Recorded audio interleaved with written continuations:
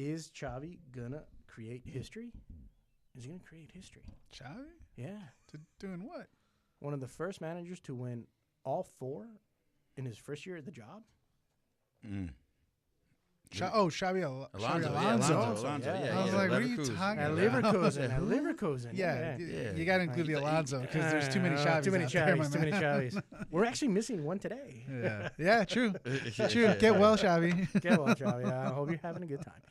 Yeah, shout out to Fire.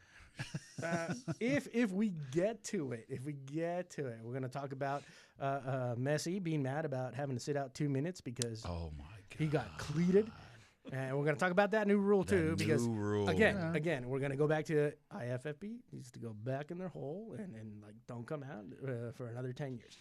Is that an 2 minutes because someone comes and helps you out. Now, come on. I don't know if that's an IFAB. And we still have to talk about, okay, if that happens, concussion protocol. What does that mean for concussion protocol? Because that's 2 minutes. You should at least go out for 2 minutes if there's a concussion protocol. Right. Okay. Yeah, I'm very curious of who approved that. That's so weird. 2 minutes, gotta sit it out. They did the announcing the call last night, NFL style. I don't know if you guys caught that. Yes, you're right. Yeah. They did do the announcements. I actually which I really don't want. I don't mind it actually. I don't mind it. It's worse. Like there's a 2 minute rule. You have to go out. That seems a lot worse. I don't mind because didn't they do that during the women's what talking to the audience? They're talking to the audience. The Women's World Cup, they come out where they basically do it like the NFL, where it's like pass interference. The ruling on the field stands. Yep. Yeah, that's yeah, I don't mind that. Yeah, I don't mind that. Yeah, why not? I think hearing it in the same day the talk of VAR going away came out, I was kind of like, I just wish this whole thing went away altogether. But if it is going to be there, the announcing isn't. Because sometimes they make up their own hand gestures. Right. You know, like they do a little reenactment. I mean, I'm not against that. I kind of want to see the interpretive that's dance from these guys. That's the thing. It's not uniform. It's not uniform, and I understand. It's not uniform across the board. Like, right, like the United States is going to do something different. MLS is going to do something different than EPL. EPL is going to do something different than the championship. But at the same time, you're looking at a global sport where everyone watches every league. It's not like we just watch MLS. We're not just watching MLS. So, help us out here. Help us help you increase your ratings, which is what this is all about, right? So help us understand what you're doing when it's Serie A, and I just tune in for a Serie A game, and it's like, wait, so racism and fascism are still a thing? Like, okay, what's going on? Wait, are those Nazi flags? Like, what's going on over here? Like, help us understand the entire spectrum, not just say, hey, this league is going to do that league is going to do this league might do this for 2 months, and then, we're not going to do it. Orange card, blue card, red card, yellow card.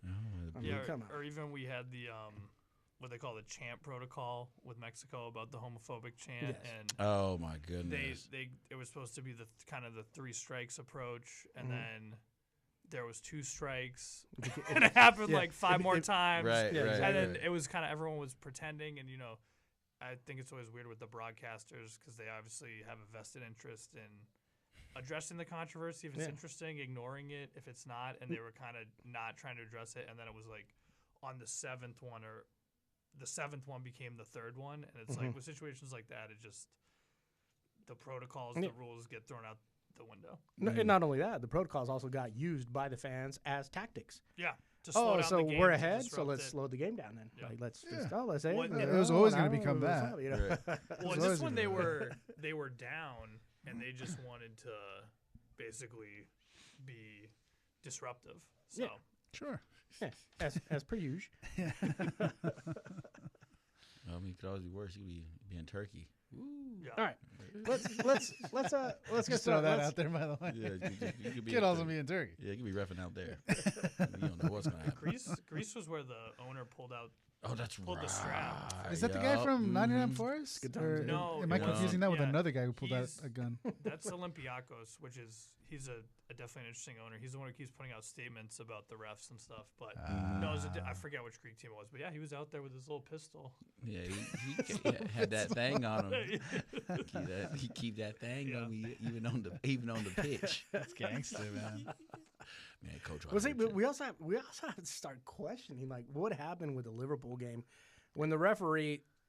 Come on, like let's be honest. The referee walked over to the goalkeeper and told him, take a knee. You know, I made a call. Blah, Get on blah, the blah. floor. I messed up. I don't want them to score, so I messed up. act like you're injured. Yeah. And as much as get with the program, kiddo. If you want to get away with this, right? On social media, it's like, oh, well, this is what happened. But what they haven't done is they haven't released the microphone audio. Yeah. They haven't released, what was actually said. Please release it.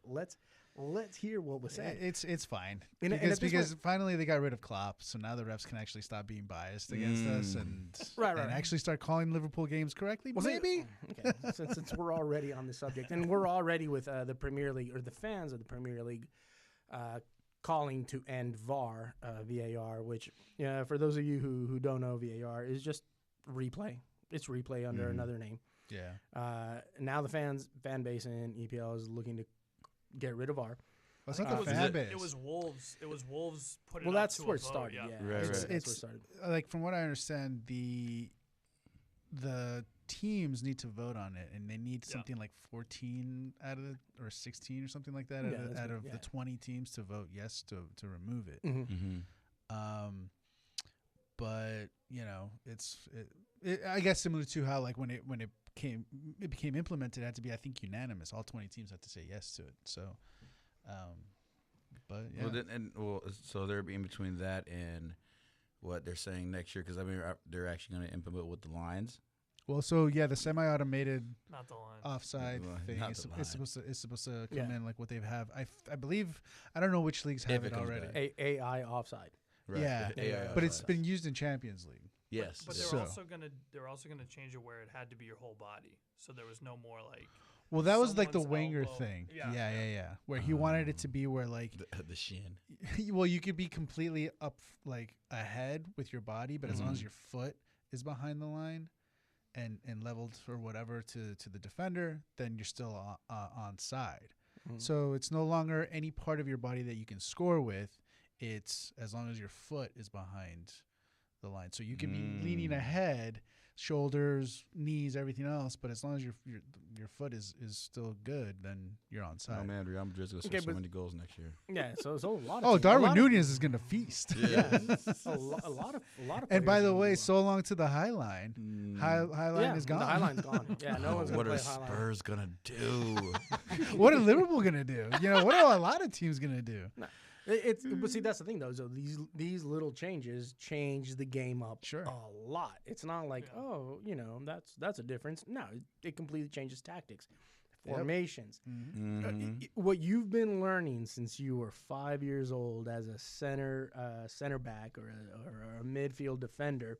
Well, that's out the door. Well, I mean, good luck. Honestly, it's not a well kept secret that one of the reasons why Klopp ended up going with a high line to begin with and being able to get away with it was because they were implementing VAR and implementing these lines and knowing, we can actually get away with this because we know that they're going to call it back. So those tactics started changing just because of that. So yeah, for sure. I mean, I think when it started, the idea was the whole phrase we were all sick of now, the clear and obvious errors. Yep.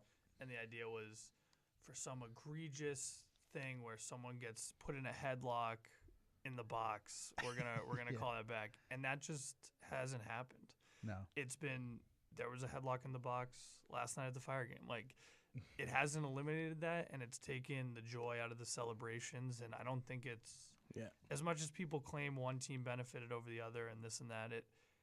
It on the net from a fairness standpoint, I don't think we gained anything, and I think we lost a lot. So that's where go back, Fire, Liverpool, other teams I'm a fan of. We've won on VAR calls, we've lost on VAR calls. I'm just for scrapping it and going back to where we were because I think it's just taken away a lot of the enjoyment, and I've never felt, wow, finally the refs are so much better now that we have, because at the end of the day, whoever's watching the monitors in whatever country has that same bias or non-objective viewpoint that the person on the field has. So to me, you just added more people, and then when they release some of this stuff, it's like a battle of egos. So the VAR's like, hey, do you notice this guy over here? And he's saying, oh, no, that's not, I'm not going to overturn it. and then you just kind of end up back in the same position where something like goal line technology, I'm all for that. Like, that's a slam dunk. Like, who can really argue against goal line technology? I remember that La Liga can. La Liga. And in some places, you know, maybe it'd be expensive to install, but Real Madrid Stadium has like 3 different fields underground. You're telling me they couldn't fund VAR for the whole league? Can't do it, man. Yeah, exactly. So it's like that one is you can't really argue against goal line technology. Like, I remember that World Cup where Lampard scored against Germany and it bounced like 3 feet across the line. Like, that's egregious. That's what VAR was supposed to do away with, is those crazy situations. Okay, but that's okay. I'm just gonna throw this out there. You remember that because it's egregious. Yeah. Had it been scored and everybody's okay and everybody's what would you be remembering? But what would be that? But being remembered for being but being remembered for being egregious isn't a good thing. Is it not? No, absolutely not. That's a different debate for another day. I mean, but here's the thing, though: is like VAR did not fix the fundamental problem.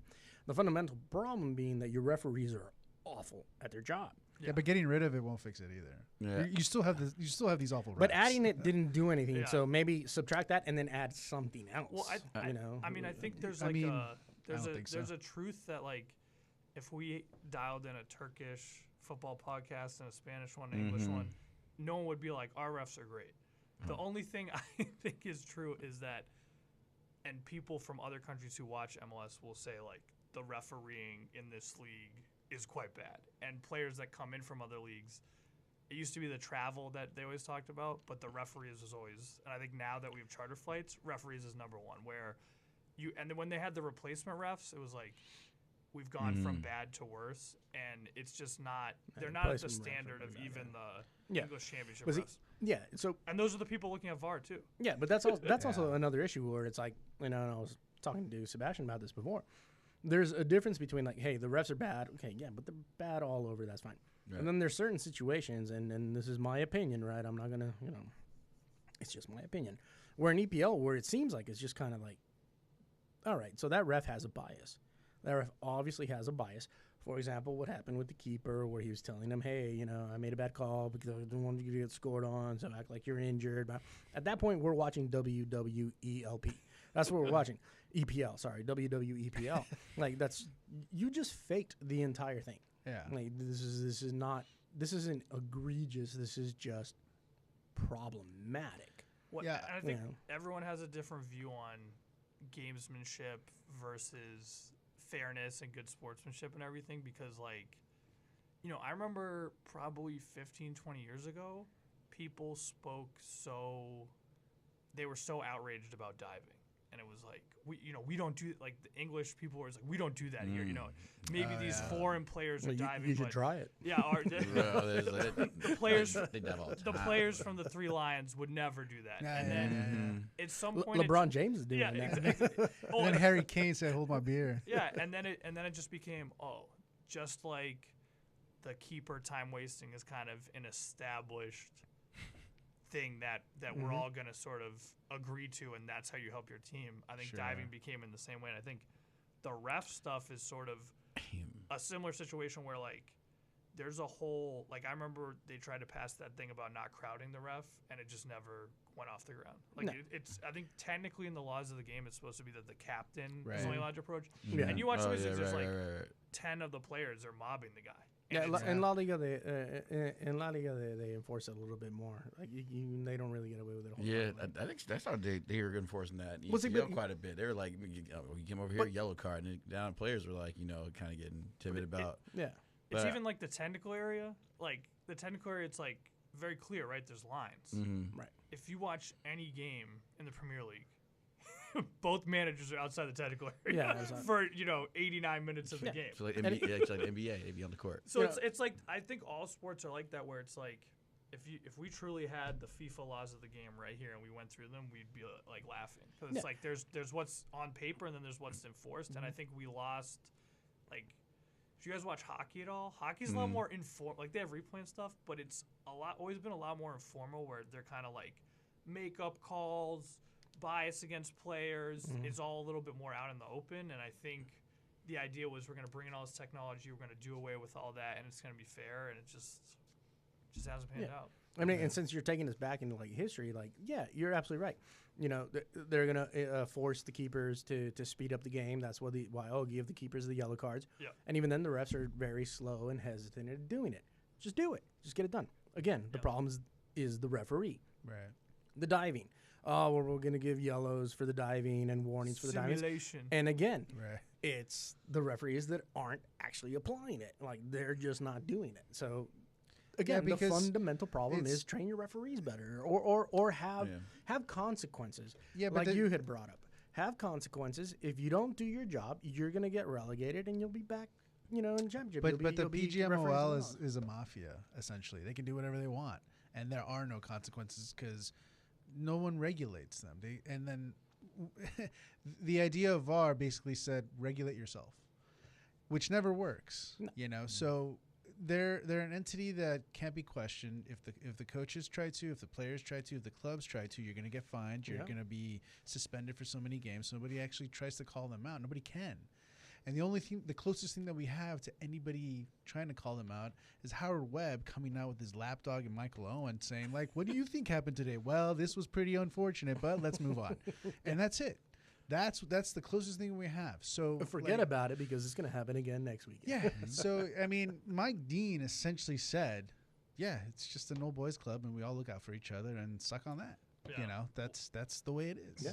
I think some of the new people actually, for the most part, this Liverpool thing, some of the new refs that have refed NBL games, that's actually been okay. They've been decent. And if anything, VR changes and it's just, niggly tackles, what they like to say, that word. And, what I'm saying, they just use that goal line technology and they just have the line for offsides and they just use the VR for challenges that are just like red card offenses. I mean, I should be okay with that. I that's the thing is, I feel like with getting rid of VAR, if you want to, that's one of those things where like I feel like very quickly it's one of those things where it's going to be like you don't know what you have till it's gone, because once it's gone, you're going to get rid of VAR. That's fine, but you're not getting rid of replay. Everybody in that stand has a phone and is going to be able to see the replay and is going to be able to see how you messed up. Everybody at home is going to be able to, and the only ones that don't are the refs. And so there's going to be a backlash to that. Also, if you're going to get rid of VAR in EPL, you're not going to get rid of VAR in the rest of Europe.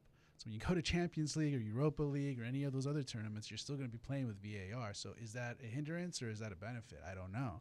So there's a lot of questions when it comes to it. I will say this: if you get rid of VAR, it might be fine-ish if you're bringing in the semi-automated offsides, because I feel like a vast majority of VAR has to do with offside. Yeah. The whole Luis Diaz incident this year against Tottenham, a semi-automated fixes that, and you just wait until that thing comes out and it's okay, he's onside. Let's move on.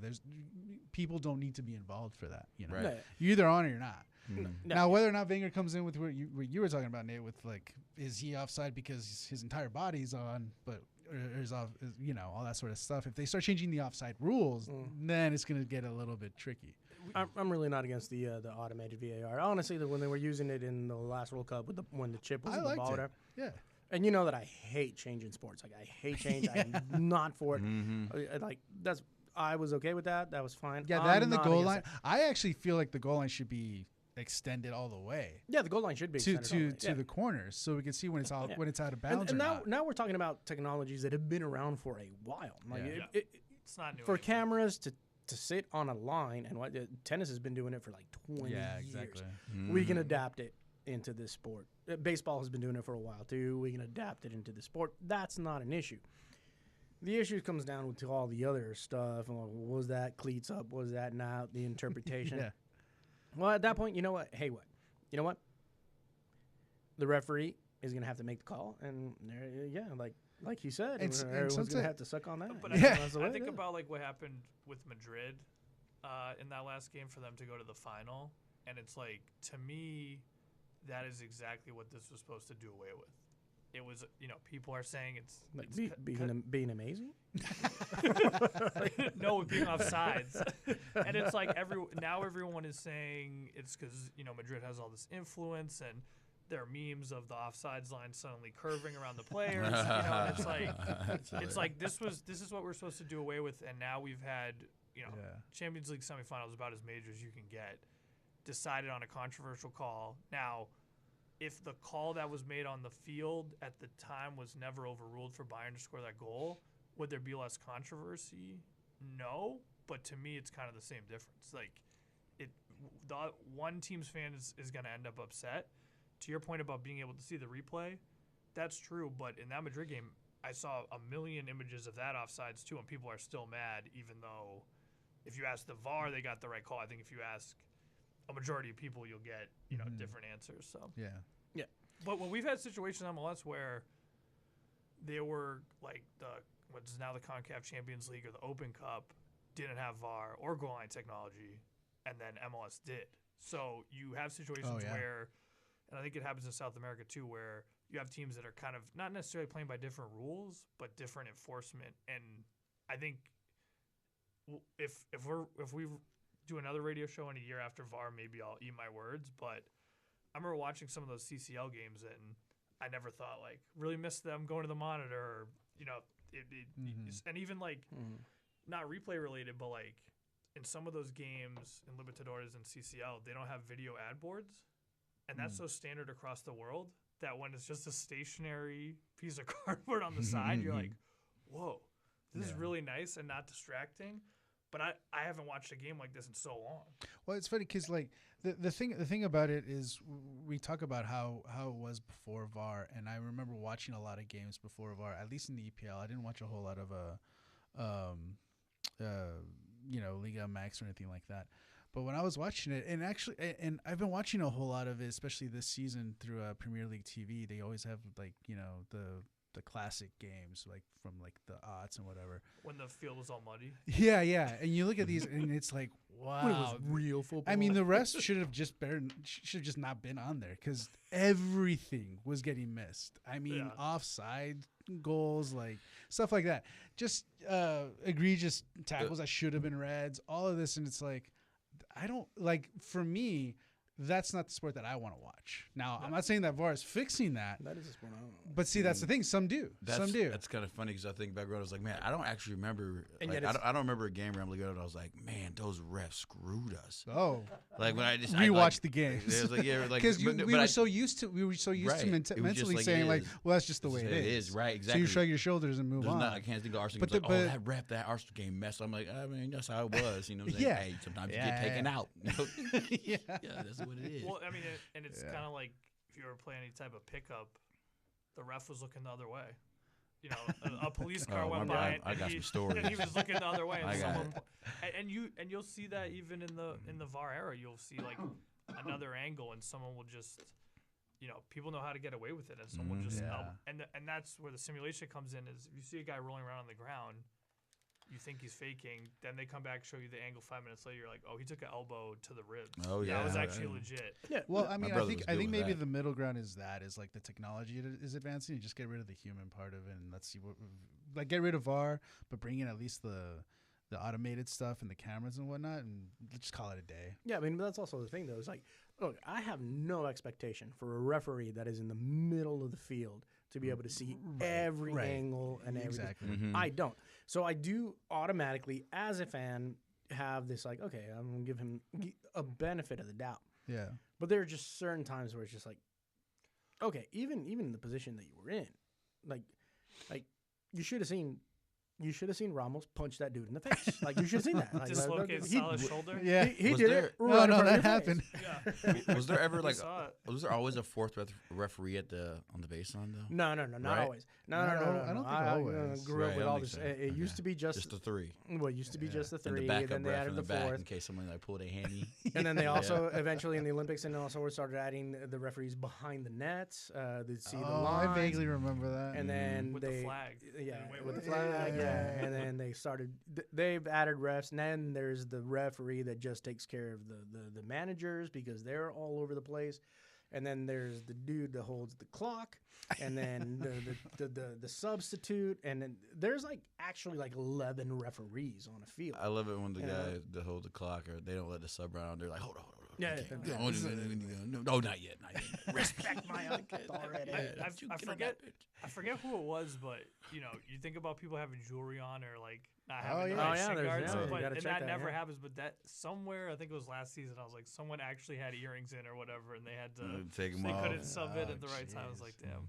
But I do think that like there's sort of this ideal when it comes to soccer of like 11 versus 11 from across the world on an even pitch, and whoever wins at the end of 90 minutes wins. And I think that as angry as I've gotten at referees over the years, including last night, there's like an element of like in a neutral, fair, like assertive referee is a necessary part of like a fair game. And around the world, the refs, I mean, we were joking about it before, but like, have been threatened and all this stuff. And it's kind of like we've seen the MLS refs went on strike and everything. And it's like, just like the field being in a decent condition, the lines being painted, all of that, like the ref is an essential part of the game, kind of a necessary evil, I think you might phrase it. But like, I think it's overlooked. Like one thing that always irritates me, even though I know that there's evidence of it and it is a factor, is like when people say stuff is fixed, and I'm like, I just get that kind of like little kid when you beat your brother and then he's like, you cheated type vibe of like, either you have to go into this game thinking that it's going to be a fair contest and you can get mad at the ref, you can get mad at the opponent, but you can't just say it's fixed when you lose.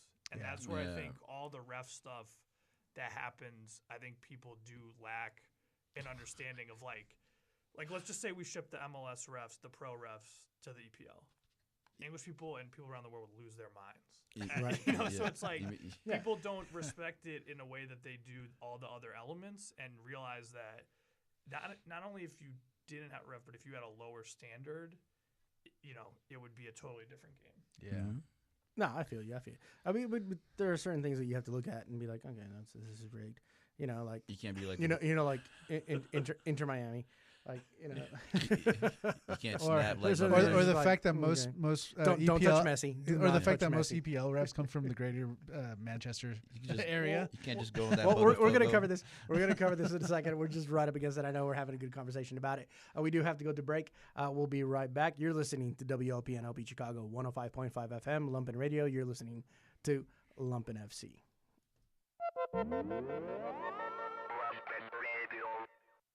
Yes, Gomez Peña is back. The Mix Files are back in Lumpen Radio. Now, broadcasting from both San Francisco Califas and Mexico City. Acompáñenos.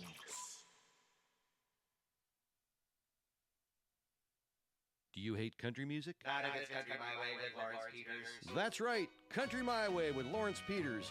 Classic and obscure gems of honky-tonk, bluegrass, countrypolitan, outlaw, western swing, country funk, all the goodest kinds of country music. Now every Wednesday from 4 to 6 p.m. on WLPN 105.5 FM Chicago.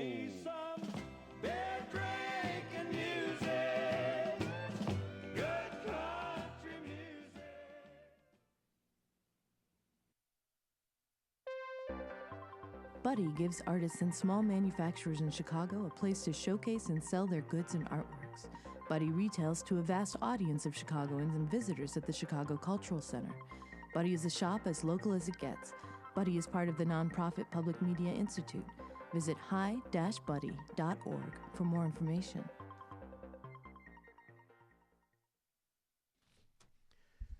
Welcome back, WLPN LP Chicago 105.5 FM, Lumpen Radio. You're listening to Lumpen FC. We are talking about how horrible refs are around the world and how it messes up all our games. we were talking about rigged referees and so forth, and then rigged VAR and rigged Inter Miami FC. But we're going to get down to a little bit on the Chicago Fire. Let's talk Chicago Fire, and let's talk Sector Latino. We do have a representative from Sector Latino today. Thank you so much for joining us, Nick. Yeah, Nate. Nate, sorry, Nate. That's okay. Nick, sorry, I know Nate. you Nick today. It's Nate to you. It's Yeah, Nate. thanks for joining us, brother. Yeah, thanks for having me. Is there anything that you would like to talk about, promote, or get us to start watching? Yeah, so, I mean, Sector Latino is a supporters group for the Chicago Fire that's been around since 2005. Mm-hmm. So we go to every game, mostly at Soldier Field, sometimes in Bridgeview. But if you ever want to come check out the tailgate, we're at the Waldron deck before every game, which is the circular parking lot that has 2 levels that's closest to the stadium. And we're right by the area that's closest to the stadium, which is right by the stairs and the ramp. So very easy to find us, usually playing loud music, very visible. So yeah, come check us out. And then what kind of brought me to this show was we were talking about doing a watch party at Mars on Iron Street, the brewery. Yes, sir. Hopefully soon, yeah. Yep. Yeah. So Oh, the that's going to be 25th. the 25th, which is against DC United. So Hey. since it's on the Nice. East Coast, it'll be 6:30. But yeah, looking forward to it. For those who haven't been, it's a great space. They have good food, good beer, and then if you aren't drinking, they have a lot of other options, including CBD and THC infused beverages. Hey. Well, who knows that? we're not going to promo. We're not going to promo that. But who knows? Who knows? Maybe. Some good stuff. We will be putting that up on our Instagram. Follow us on Instagram. Yeah, come through. It'll be fun. That's Barra Brava Brewing Co. on Instagram. You can also hit us up on. We have the Lumpen FC radio on the X. You know, the X. Not the Twitter, the X. Is it the X now? Is It's it the not X. Twitter? No. The Yeah, Elon the X. now. They actually finally stopped saying like formerly known as Twitter. Now they're actually just going with X now. So they finally. Is it the They X or submitted. just X? X? And if you have any X, like questions or exhibit. if you want to get to us, Email. you want to know, we have an email. LumpenFCradio@gmail.com. It's lumpenfcradio@gmail.com. You can, if you have any questions, let us know. If you have anything to say about the show, if you have anything to get to know, if you would like to get to know more about Sector Latino and joining that group, hit us up on that email, and we'll get that information out to you. And any more about Nate. You said Sector Latino has been there since 2005. 5. Yeah, so it was started by some friends at Morton High and Cicero, basically around when what is now SeaGeek Stadium got built in Bridgeview. You know, it's an area that has a big Mexican-American population, the southwest side and the southwest suburbs in general. So they just started it kind of to bring the Latin style of support, the Barra Brava style, to MLS, which at the time was not heralded, and really Sector is one of the first, if not the first group to bring that style to MLS. Something that you see heralded now in places like Miami, places like LAFC, but Sector was doing it kind of way before when people thought of MLS supporters, they thought of maybe Seattle Sounders, Portland Timbers. Yeah, people like that, which is definitely a different style than what Sector continues to bring. So. Yeah, I've been to Portland Timbers games in Portland. It was in the crowd and the whole shift to the left and shift to the right stuff, whatever they're doing. They go hard out there though. Which is a great question. Since it's been there since 2005, and I know Sector Latino also brings what would be that Latin interpretation of SGs. How do you feel MLS and MLS SGs have adapted to being that SG type? I'm granted, it's not going to be European style. It's not going to be any of that. You know, we're not talking St. Pauli here. I get it. It's not, but it has grown. Yeah. Over the years. I mean, I remember watching MLS when it first started. It was like 4 people in the stands, and maybe one of them had a flag, and that's about it. But it has changed. It has become more organized. And of course, like anything that is cultural, it will be adopted in certain ways and adapted to as well in certain ways. How do you feel MLS is adapted to the SG? Now, I have my own bias because I feel like MLS... Okay, and I'm just going to put this out there. I feel like MLS doesn't like the SG mentality because that gives the customer base a sense of power. It gives the wallet that they want to empty a little bit of power. And I don't think MLS is into that, or NFL, or NBA, or Major League Baseball, or hockey, or any of those sports here in the United States. But MLS has actually been a little bit more accepting of, hey, you know, we're going to deal with the customer base here. Yeah, so I think MLS as a league at some point, and I couldn't give you the exact year or anything, but at some point they realized we don't want to be the 5th quote-unquote major American sport. We want to be North America's soccer league. And what I mean by that is when MLS first started, they were really trying to do kind of like an NFL, MLB style, family friendly. They had the clock, didn't count up, it counted down. Right. Like all this stuff that was sort of, hey, how can we make soccer more American and make your Chicago Bears fan or your Chicago Cubs fan get it, because otherwise they're not going to understand it. They think there's not enough scoring. And at some point they decided, and it has a lot to do with the popularity of other leagues and the visibility to people to be able to see a Manchester United or a Real Madrid and see what those stadium experiences were like, and then be able to go to that in their city, as opposed to go to kind of a hokey American version of what they were seeing. And with that, they really needed supporters culture. And what you're kind of getting into is the inherent tension that, you know, we in Sector deal with all the time, which is they need us as supporters in marketing materials and as a way to differentiate themselves from the other sports. So if you think about going to Soldier Field for a Bears game versus a Fire game, what's going to be different? And obviously a lot. But one of them is if you go to a Bears game, no one's going to be waving flags, no one's going to be playing drums, no one's going to be, you know, singing songs, right? So they realize, it's going to be a differentiating factor that they needed to market. And that's why you see whenever there's a new team, Atlanta, Austin, Nashville, we can go on and on. That's always a key part of what they market is it's, hey, check out this supporter section. And that doesn't necessarily come along with the power that you're describing, because there's not always that collective mentality, but there is that tension. And there's a lot of classic examples of it over the years, but, you know, they'll ban someone and then use their image to promote the team. Right. The classic example is, you know, flares are not allowed, and there's iconic photos of Chicago Fire supporters with flares that allegedly hung in the MLS offices. So it's like that cycle just constantly repeats itself. And I think as a supporter, someone in a group, it's just about recognizing it, using it to your advantage, being reasonable, because, you know, you mentioned St. Pauli.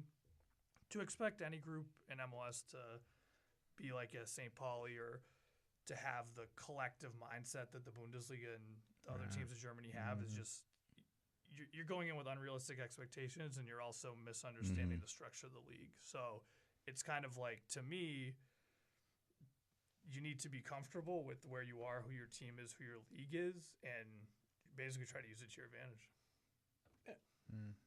And do you think that there is in SGs a little bit of control in the sense of like for example, ticket prices, you know, or control, not control. And I don't want to say that we're going to control what the league is going to do, because that's impossible, right? That they're going to do what they want to do.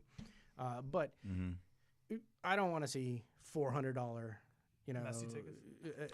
Those $400 Messi tickets. Or what happened last time was like, oh yeah, you have Messi tickets. Well, we may not honor them. We might honor them. He may play. He may not play. We don't know. Yeah, you're not gonna be able to sell them. You're not allowed to sell them. Well, that's what everybody does. Like you allow people to buy tickets to sell them. Stuff like that.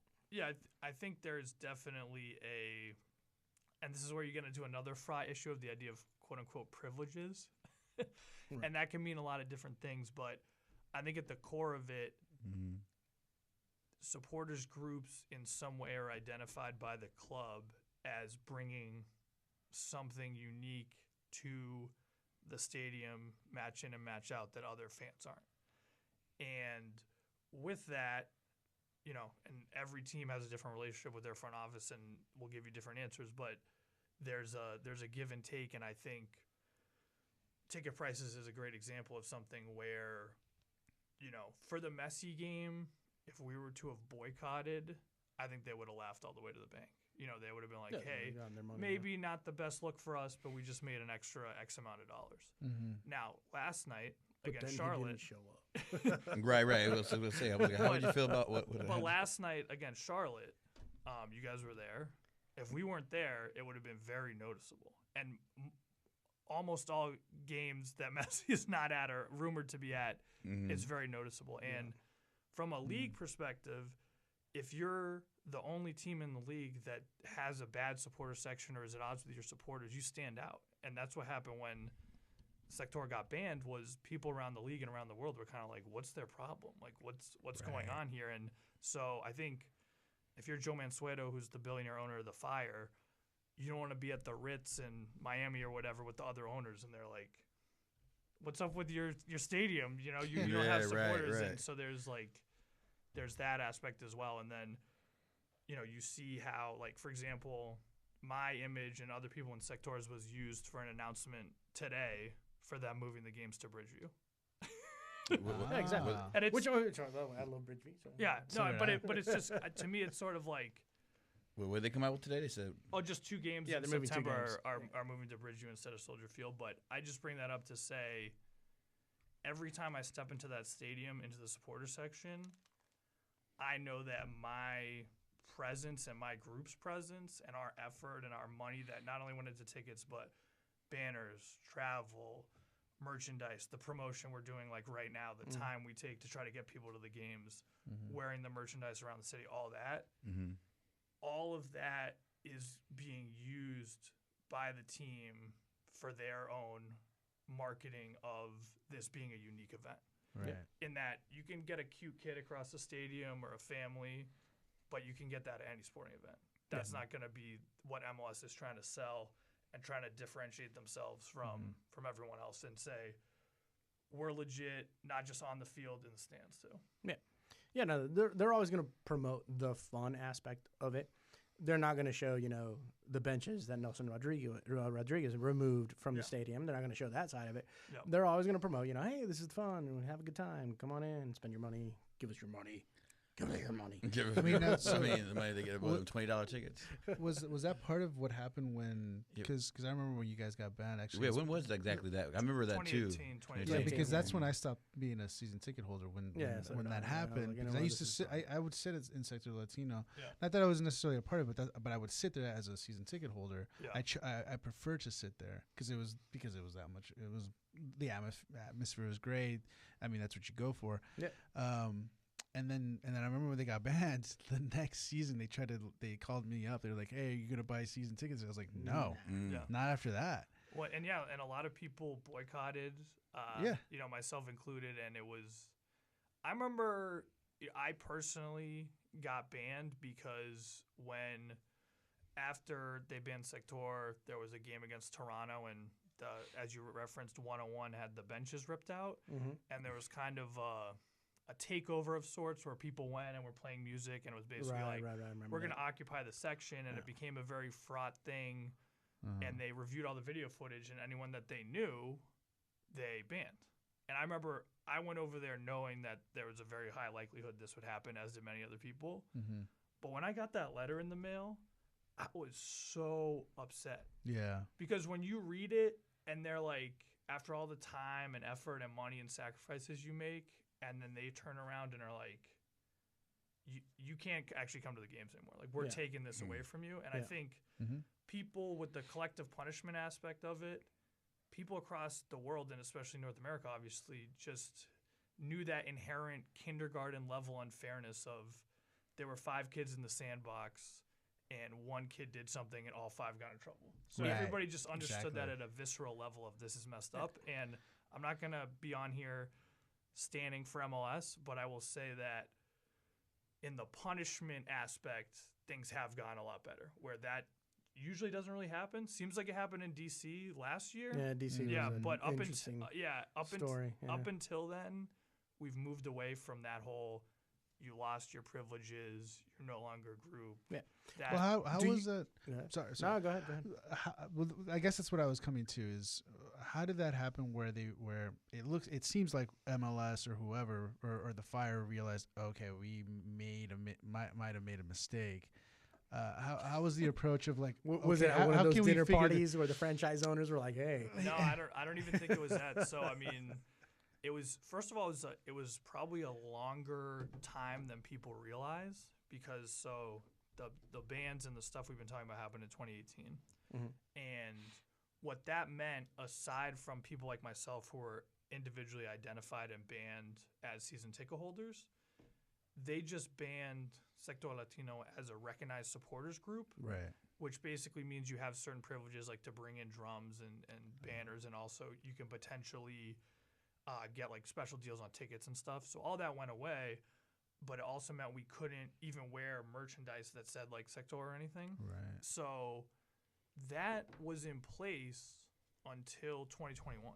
Yeah. So in Okay. 2019, when we were in 137 behind the goal in Bridgeview, that technically wasn't Sector Latino. That was other subgroups in 137. Mm-hmm. And it took until, because then they moved back to Soldier Field was announced. There was the COVID restrictions. So the first game back was against Inter Miami actually in 2021.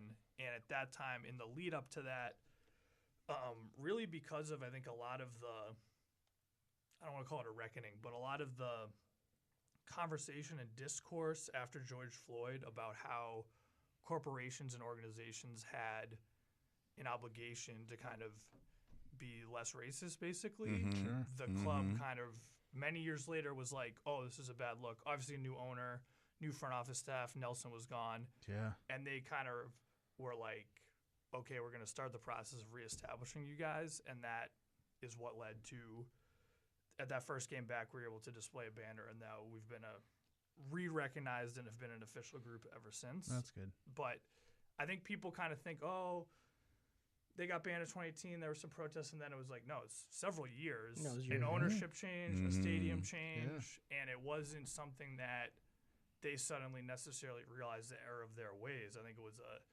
national level thing, and a part of. Or go ahead. I was gonna say, I, for what it is, I'm glad that you're back because I think even when we go to those games, we kind of sit on the Sector Latino sign anyway. Yeah. There you go. I mean, it's way more fun. There's way more atmosphere. You got to be up here going, section's fun, I was singing it yesterday. I was looking at it. I was just singing along with it, and everyone understands.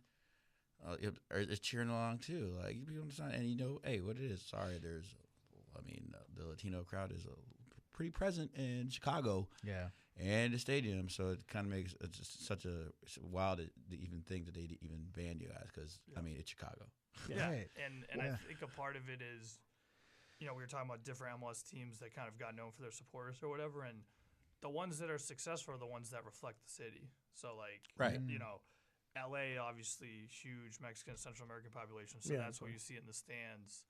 Miami, huge South American and Latin population, so that's what you see in the stands. Seattle and Portland aren't like that, so that's not what you see. But to your point, Chicagoland is very much like that. So there was, and I think a lot of it was Nelson Rodriguez's personality and desire to hold grudges and internal issues, but he was so willing to take that beef to the grave versus any type of money or optics and I think that's what you don't necessarily see as much anymore because of what I referenced before about how they use supporters front and center, and they want supporters to be the good PR story. Mm-hmm. And if there is a scuffle or something that happens, that's maybe an email to a group leader and the person who's banned. They're not putting out press releases. There was a huge brawl. They want to bury that. Are you responsible? Are you getting the emails from them? Are you the one that gets the emails? It depends on the situation, but that is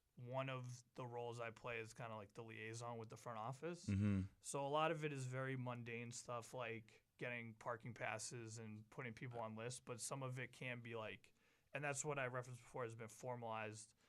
There's a MLS code of conduct. Yeah. It's very, kind of going back to the referees, it should be very straightforward.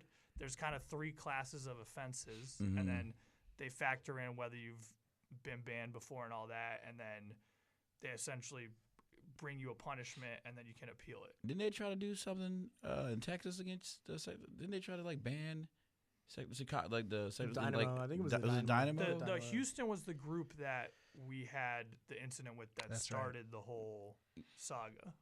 What exactly? This is over a decade ago, right? No, I thought this was actually with the Dynamo. That was so basically what happened. And that was an away game too. Like, So basically, to give the summary version, a lot of people from Sector traveled to Houston. Mm-hmm.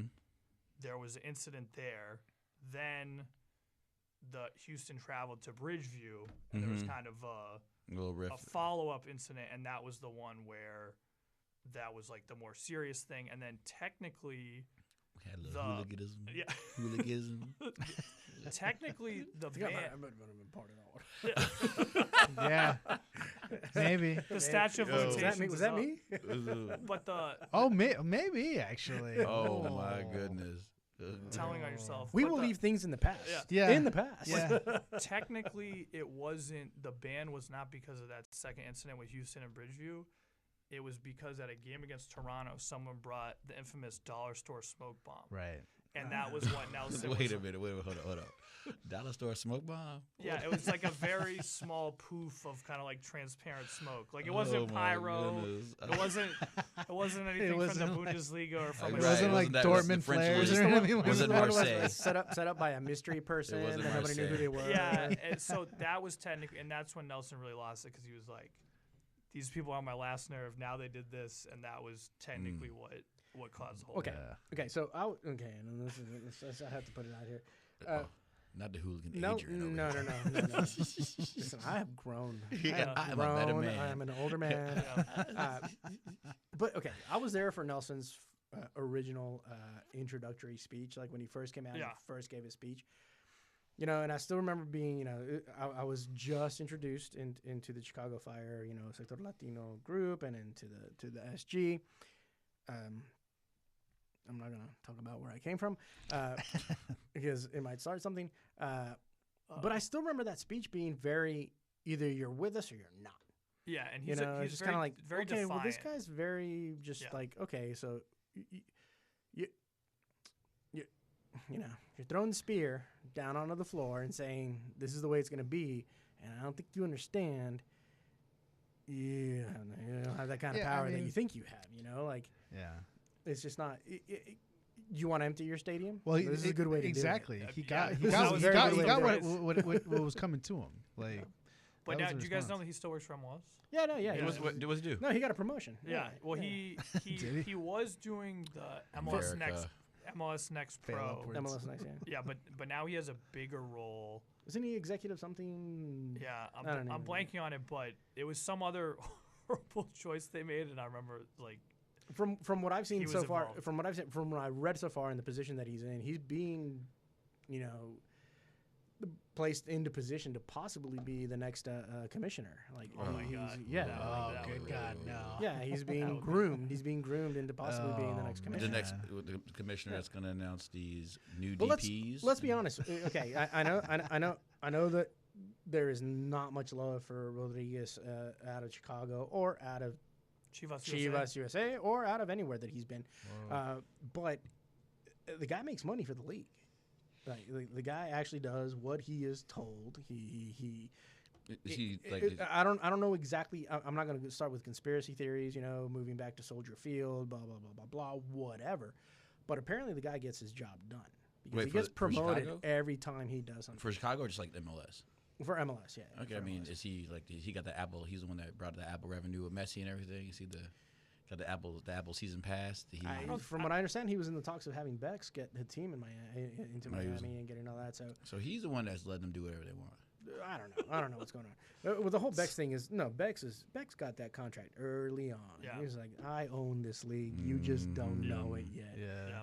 I think that's something that was pre Nelson and pre Garber, pre the NFL owners. That was something that they're not getting rid of Bex. Bex Yeah, is I going nowhere. That was a deal with the devil type of thing. Like, oh, we're gonna get Beckham. Like, that was Yeah. such a huge thing. I mean, going by that, but like now we're talking about because we should maybe jump see what are the Fire doing? Like, Yeah, what are these? Speaking of which, Oh boy. speaking of which, and we don't have to cut the commercial here, but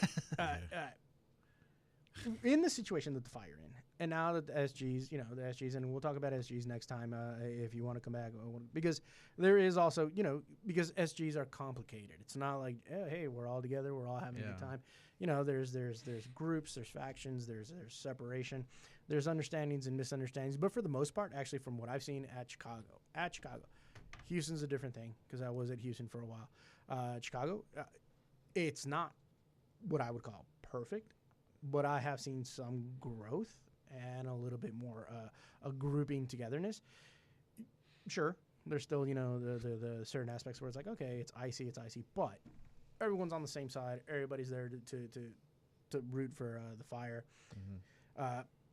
As an SG, what do you think Chicago has to do to be better on the field than what we are right now and what we've been in the last couple of seasons?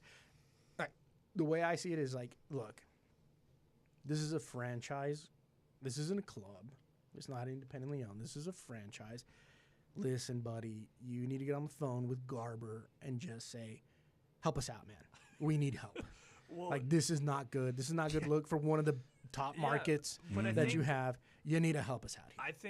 I think Garber and any other MLS owner would love for the Fire to be in a better situation in terms of attendance, in terms of stadium, in terms of residents in the local market, in terms of on field.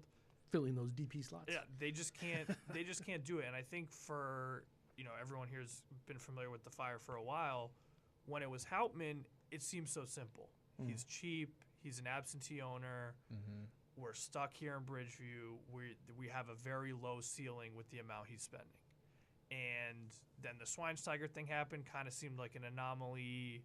Sort of worked out, in 2017. And then when Mansueto came on, everyone was like, oh my God, he's a billionaire with a B. He's not some guy who married the heir to the vodka fortune. Right. He's from the general area. He seems to care. This is great. We finally made it. And now that we have the third highest payroll in the league of a league with 28 teams now? Yeah. Third highest payroll in the league, and we continue to be where we are. So I think, to me, it comes down to two factors, and it's simple, and you hear it around the world, but I think it's because it's true. It's the manager and George Heitz, who's the sporting director. Right. And they, it's not about investment anymore. It's about the players you bring in and how they fit together, and then how you put them together on the field. And both of those are just not happening properly. And to me, I think Klopas needs to go. I think at the end of last season, I was very upset and said he should go. He didn't. They brought him back. And to me, it was regardless of what happened with the season, I was like, this is not a serious move for a serious team. This is a person who's gone on record and said he would only ever coach the Chicago Fire. Right. No other manager in the world, no matter their connection to the club, would tell you, unless it's really, really the twilight of their career, would tell you, I'm not leaving. Exactly. I coach this team or no one. And he didn't coach anybody between 2015 and 2021. Right, yeah. He was a broadcast. He's just like, every club has these guys. They're around the club. They're stewards of the club. Rah. They'll do whatever the club asks. He was out here under the L, wearing the Fire crown in the promo. Right. He is a servant of the Chicago Fire. He's a player from 1998, but he's not what we need a manager. And they spent all this money. They let Heights spend the money to have Klopas manage it. It just makes no sense. Yeah, we'll get right back to it. You're listening to WLPN LP Chicago 105.5 FM Lumpen Radio. You're listening to Lumpen FC. We're talking about Klopas. I totally agree. Klopas. I mean, look, when he first came on, I understand that he's a Chicago hero. I did not understand the hire, to tell you the truth. But okay, from an outsider looking in, I was like, all right, he's a Chicago Fire hero. He's a Chicago local. Everybody here loves him. All right, let's see what happens. Not me. But I mean, you could have gone probably 3 months into that and been like, oh, this is bad. And this is what happened, if you remember. So he was on Ezra Hendrickson's staff. So that was when I referenced him not coaching between 2015 and 2021. He was brought on as a member of Ezra Hendrickson's staff, I believe, just as an assistant. But my thought at the time was Ezra Hendrickson had been an assistant at the Galaxy. And I thought they were kind of trying to get a Chicago guy, someone who knew the club, kind of knew different people around the club, and would kind of be – you see this sometimes in other clubs around the world, especially if they bring in someone from another country. They have someone who's kind of the club legend in the background, an ambassador, if you will. So I understood it, and wasn't going to get bent out of shape about assistant coaches. And a lot of the knock on the Fire previously was they have all these legends and they don't come back to the club. Ante Razov, C.J. Brown, Jim Curtin, Bocanegra, all these guys that played for the Fire. Yeah, the list goes on and on. That's just off the top of my head, and they never came back. So we had Klopas, we had C.J. Brown, we have Zach Thornton is the goalkeeping coach. So it was like, wow, things are really coming together. And then when they fired Ezra Hendrickson for a better record than Klopas has now, for the record, they were Klopas was going to be interim. Okay. I criticized it at the time because I'm like, you're basically slapping us all in the face and throwing in the towel in the season. We're just going with this guy who's here anyways. We'll wait it out. Better luck next year. Then you might still make the playoffs. Yeah. Right. Which is you could trip into the playoffs, which we didn't. But we tried to, though. We tried. Yeah. Then in the offseason, they were like, we are conducting a global search to find the best manager on earth for the Chicago Fire. Mourinho, baby. Yeah. And then there was talk of in the press conferences, they said that they interviewed people from the Premier League and this, that, and the other. And then they came out here and really sat in front of microphones and tried to tell us that after all that, we actually think Frank Klopas is going to be best. And it was like, and I know people who, are so-called insiders have said that people turned the Fire down, and that may be true, but don't try to sell me that after the global search, it was Frank Klopas' answer. Zidane didn't want the job. Yeah, and I'm even like more reasonable people. And my thing was like, at the start of this season, if you brought in another coach who wasn't Frank Klopas from anywhere else on earth, it would have signaled that the results last year were not acceptable. We need to change something up. Right. And there's a bunch of different ways you could be ambitious. You could bring in someone who has a lot of experience. You could bring in someone who's unproven but is from a club that's well-known in South America or somewhere else or whatever. You could bring in a very expensive coach. Like, there are a lot of different ways you can signal ambition. Even Ezra at the time, I was like, hey, this is someone who hasn't really had a shot. He knows the league. This could work out. It didn't, but it was maybe ambitious isn't the right word, but it was different. Frank Klopas is the opposite of all that. And that's why even now, people are kind of using that same logic of, well, who do you replace him with? I'm like, I'm not out here searching for available coaches. That's not my job. My type of fandom is I could go to the Portuguese league and see who got fired recently, who might be a good fit. That's not what I spend my time doing. Right. But my point is that from where we sit today, from what you guys watched last night, the last 5 or 6 games, we've only scored 1 goal. Yeah. Like, you have to signal to the fans that this is unacceptable. And even if they bring in someone else who's not great, you still signal that this is a serious football club that doesn't accept this. Are you looking right now for like a mid-season change? Like this has to happen. This window. I mean, if you Shaqiri ran last night for the first half. Hey, man, he was trying. He was trying the first half. He was running. Well, I mean, and it's like Shaqiri is a whole other topic. Yeah, but the use of the DP slots. Which for those of you out there that are listening to us right now and you don't understand the game of soccer. Or MLS. MLS. Well, no. Just the game of soccer because because the game of soccer, it's got its complicated rules. FFP is a complicated rule. The way, but MLS did not make it easier with the DP slot, TAM, and GAM. Look, we're not going to get into it because the details are ridiculous, but you're right. Like, how do you show, hey, we need to make a change. This change needs to happen, even if because we're used to it, right? Throw the season. Get the next best player round 1. Yeah, no tanking. Right. Even if you tank the season, just say, hey, you know what? We're done. Sorry, guys. Tickets are free for the rest of the season. Right. Well, and just one other piece of context for people that don't follow MLS, because I think it's very different, especially if you're used to following other leagues around the world that are dominated by a few big clubs. What is so frustrating about the Fire situation, other than the spending that I alluded to, is that if you look at the MLS table over the past decade and you look at the other teams who've been in the top 3 in the league, take the conferences out of it, they've all bounced back in some way. No one is even close to our level of poor performance, and it's a league with a lot of parity.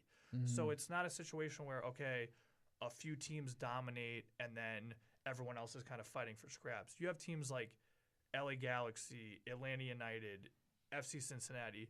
These Columbus. teams one season to the next went from a laughingstock to a serious contender, and in some cases already even winning the MLS Cup.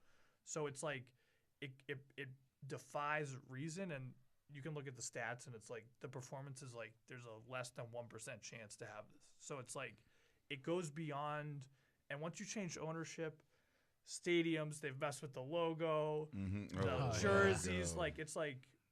At this point, I don't even know who to. I mean, I said Heights of Club West, but in terms of the overall big picture, I don't know who to. We're getting to like curse black magic territory. Well, that's what I'm saying.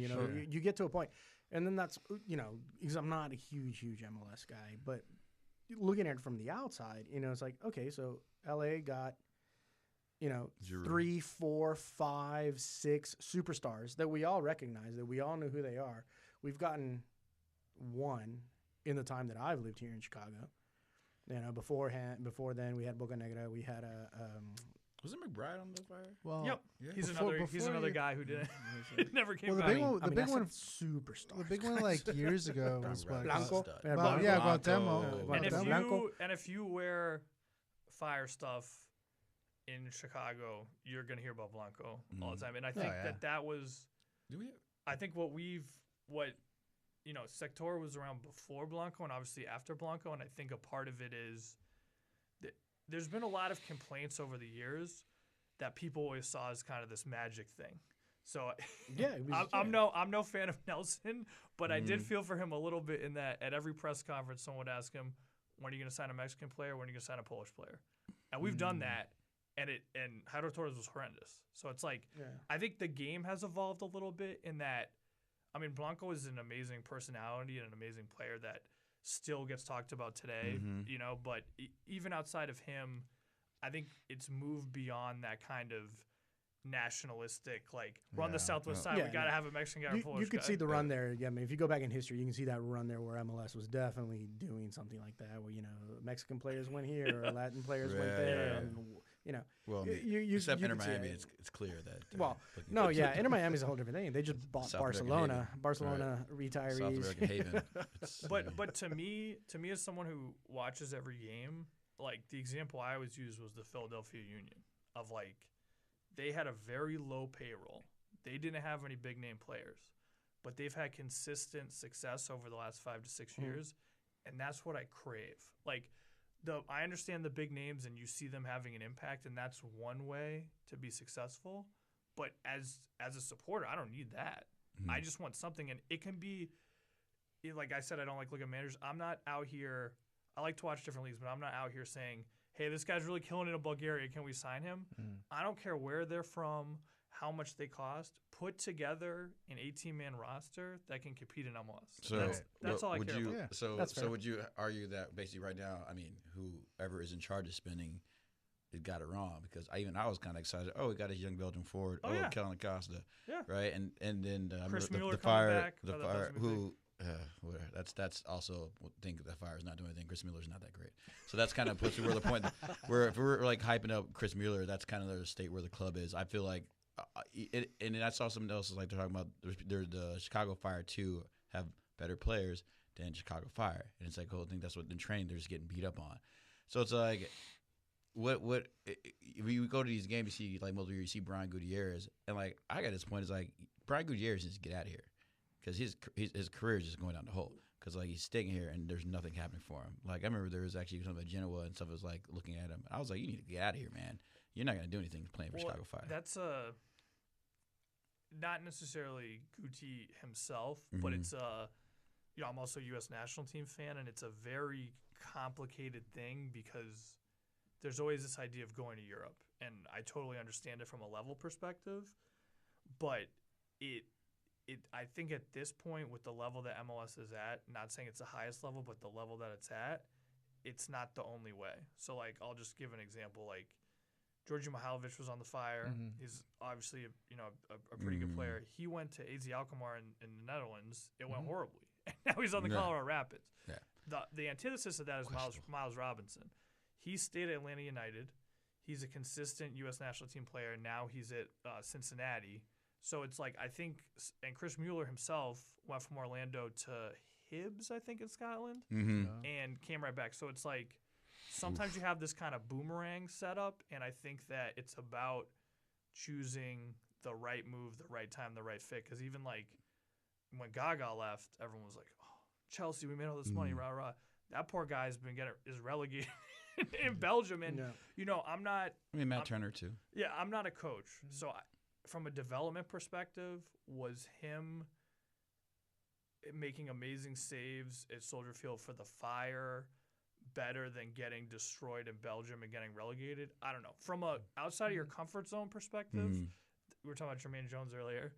I'm with Jermaine Jones on this one that you can't be. Oh my God, who's the guy for Seattle? Jordan Morris. You can't be Jordan Morris wanting to stay home with your girlfriend and your dog if you want to have a successful career. Right. Much like Frank Klopas can't just be sitting at his condo if he wants to be a serious manager. Jordan Morris always gets called up. Yeah, but I'm just saying, which is ridiculous. Like from a human development and as a player perspective, whatever Gaga went through in Belgium is better than him living at his parents' house and coming to Soldier Field every day. Right. From a purely on the field, I don't know. Someone else would have to answer that, but I just think in general, like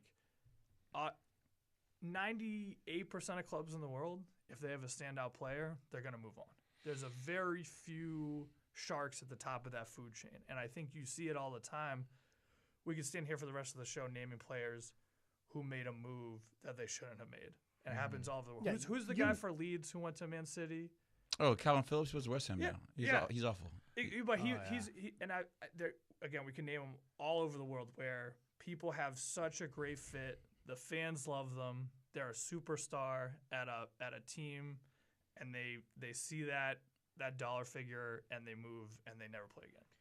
Not never play again, but you just don't know how an individual's going to react or how it's going to go. So I mean, Reina to Forest, it didn't work out. And it didn't work out. Another interesting example from MLS though that I think is very interesting what's happening in terms of Cade Cowell.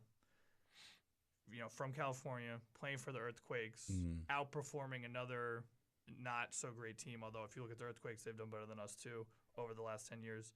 Goes to Chivas and really elevates his game. Brandon Vasquez as well. Yes, from Cincinnati to Monterrey, where I think that, kind of like I was saying about Gaga, for Cade Cowell to be in Guadalajara and experiencing that culture, that pressure, what it's like to wear the Chivas jersey. Oh, yeah. You're never going to get anything like that on the San Jose Earthquakes. Right. And that, if I'm Greg Berhalter, that's who I want to call in. Vasquez in the Liguilla right now. That's the kind of experience that the Hell is Real Derby is not bringing. And that's invaluable. And that's not even, it's not Europe, and it's not necessarily, if you look at the rankings or whatever, necessarily like a huge step up, but it is when you look at the whole picture of. I mean, we got Ernie Stewart over there doing his thing in Holland PSV, right now too. PSV, and they got plenty of Americans over there. Yeah, that's another kind of weird one where it worked out great for Malik Tillman, and Dest he got injured, but better, and then Pepe got screwed because he's behind a club legend who's scoring like an unimaginable amount of goals. So it's like you're not going to fill in that spot. It's so like dependent on the now if that guy got injured, maybe Pepe scores more, who's to say. So it's like but these moves, they can sound great on paper, they can end up horrible, or they can seem like, what is this guy thinking? And then Reina to Forest next year looks like a genius Could thing. be. Yeah, but it's also kind of great because like even in Haji Wright, like playing for Coventry and stuff, like it's just like it's very good to see players like even like I'm watching Josh Sargent today, who like was looking good at Norwich. Injured again, actually. So and it's like what? Yeah, that poor guy's had a lot of. But I feel like at this point, when the patterns repeat themselves, it's not fair. But I kind of have like rules in my head. So it's like if you're scoring the championship, that's great. But like that there's like a ceiling in that for me. And it seems like, especially being a U.S. fan, at least the last 5 or 6 years, there's always someone in the championship who's scoring. Daryl DK was that guy. Yeah, I know, but it was like, it's kind of like that is just same thing as some of these other like MLS players. Like you can star here, that's going to get you to this level, or you even if you go abroad and now you're on the bench, or like what Pulisic was at Chelsea, like that's that is a certain level, and then I think that was also a bad situation though, where everybody. I mean, Chelsea, what did they spend? $1 billion on players, and then, of course he wasn't going to be in the front of that roster. Yeah, I just mean in terms of like, if I think as a player and as the agent and the family and all that, you have to decide what you're truly after, and then be very careful about those moves. Because the other kind of rule I was talking about is like these MLS players. There's a lot of them somewhere on the fire who didn't hack it in Scotland. Like if you can hack it in Scotland, like that's your European journey is like kind of just stay in Scotland. You're king. Welcome back. If you go to Scotland, you stay in Scotland. You're good. We have Gutman, who's like from the Chicagoland area, but he barely got any time at Celtic, and then I was talking about Chris Mueller earlier. So it's kind of like, and then the Netherlands is sort of a little similar there too, where a lot of Americans have gone over there and like it didn't work out for Georgie, and it's like, do I think he's now going to come back to MLS and then end up playing in the Champions League in Europe? I mean, these guys are still relatively young, so it's not out of the question. But I think, like I was talking about the guys who went to Mexico, there's like new patterns developing. It's not just that old ladder of MLS, Netherlands or Portugal, Premier League or La Liga. There's things are getting a little. Well, the Liga MX is not to Liga MX is not to be slept on. I think I think definitely there's. Well, if you saw what was that thing, the Leagues Cup, where all the MX teams were just beating down MLS teams. Yeah. Unless Messi was playing and he win. Well, the Union, who I was just championing, got I think it was Pueblo beat them 5-0. Man, yeah. I mean, I remember we went to the Monterrey game last year. I mean, great time. Great atmosphere. Against Cincinnati? Yeah, it was a good time. No, Chicago Fire. Chicago Fire. Yeah. Was it Monterey? Yep. No, it was Monterey. Oh. Yeah, it was. No. We went today. No, we played in the Leagues Cup last year. We played America. No, we went to whatever. It was just that game we went to. Or was it Monterey or was it Pueblo? No. We played Pueblo. Pueblo. It was Pueblo. Yeah, it was Pueblo. That was it was that game. Then we tried to go to the Club America game. Or maybe did you guys go? That was a crazy situation. Yeah, we wanted to go to that game. But I mean, when we're getting to this point, you're talking about changes, and now you're talking about children too. I mean, not children, but kids. You're talking about young players. That have to make these changes. Well, Omari Glasgow came in for Shaqiri, which is like the metaphor is a little too obvious at that point. Right. But it's like, I think to me, maybe I'm being a little harsh, but like from being a Fire fan for a while, the academy has gotten better. So a lot of the stuff off the field, off the first team field, has gotten better. They're building the training facility. So I was talking about some of the complaints. People kind of check boxes. A lot of that stuff is going away. Like, it is definitely a more well-run club. It's just still not happening for the first team. And that's where a lot of we went through with the logo, the jersey color, all that is resolved. They're building a training facility. That was always a huge recruitment issue. The academy is in a way better place, but we're still just not seeing the results. And with the academy specifically, I'm just always a little skeptical because I'm always hearing about someone from even before it was Fire 2 and the academy who's doing great, and I'm like, and I've seen them play in the first team and not get much done. So I'm like, you got to show me something in MLS before. I wonder because when I play the Fire pitch and I see all the coaches there, and I know some of those coaches, I'm thinking, what, like, how many academy teams do you have? A lot. And how is this and how can this be? Well, now you're getting into kind of like a U.S. soccer. Yeah. Oh, I know that money making scheme. But we're still like just on Fire General. It's like again, MLS has been in '96, and I've always kind of harped this thing. It's like, hey man, like we have to. It's 30 years, and I feel like it shouldn't take this long to see any improvement. But there's also what you mentioned. Yeah. Also, what you also mentioned. We're taking steps forwards and so forth. Sure, but. It also seems to be for example, backwards. the logo, there was 3 steps back before we started taking steps forwards. With the SGs, there's 3 steps back before we started taking steps forwards. You can only take, if I go here and rip down this neon sign, and then I put it back up for you guys, I don't think you should clap for me putting it back up. Yeah, exactly. So a lot of this stuff these are mistakes they made that they've corrected. And yes, of course, I'm glad to have a red jersey again. I'm glad to have a logo that isn't horrendous. But those were errors that you made. Yeah. And sometimes, and it's not just the Fire, I think organizations in general act like there was some act of God, some storm that caused these bad decisions to be made when it's the same people. So that's where like some of the changes that happen, I love to see them, but I still remember how we got here in the first place. Right.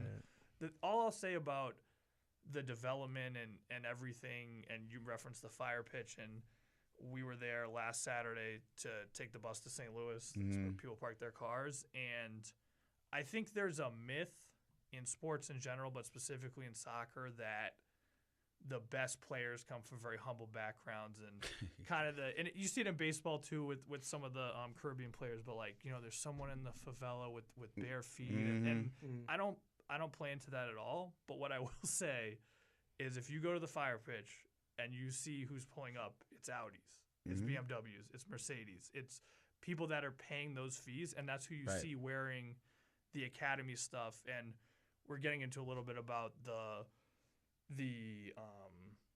supporters, you know, representing the city and the region. And I certainly think, at least at the fire pitch, you know, I don't have any children, I don't go to youth games, but that's not representing to me what soccer in Chicago is all about. And I think there's a lot of aspects of soccer in Chicago that are overlooked, like even the fire pitch, which they kind of ruined, but the old fire pitch, I mean, people are playing soccer in there 18 hours a day.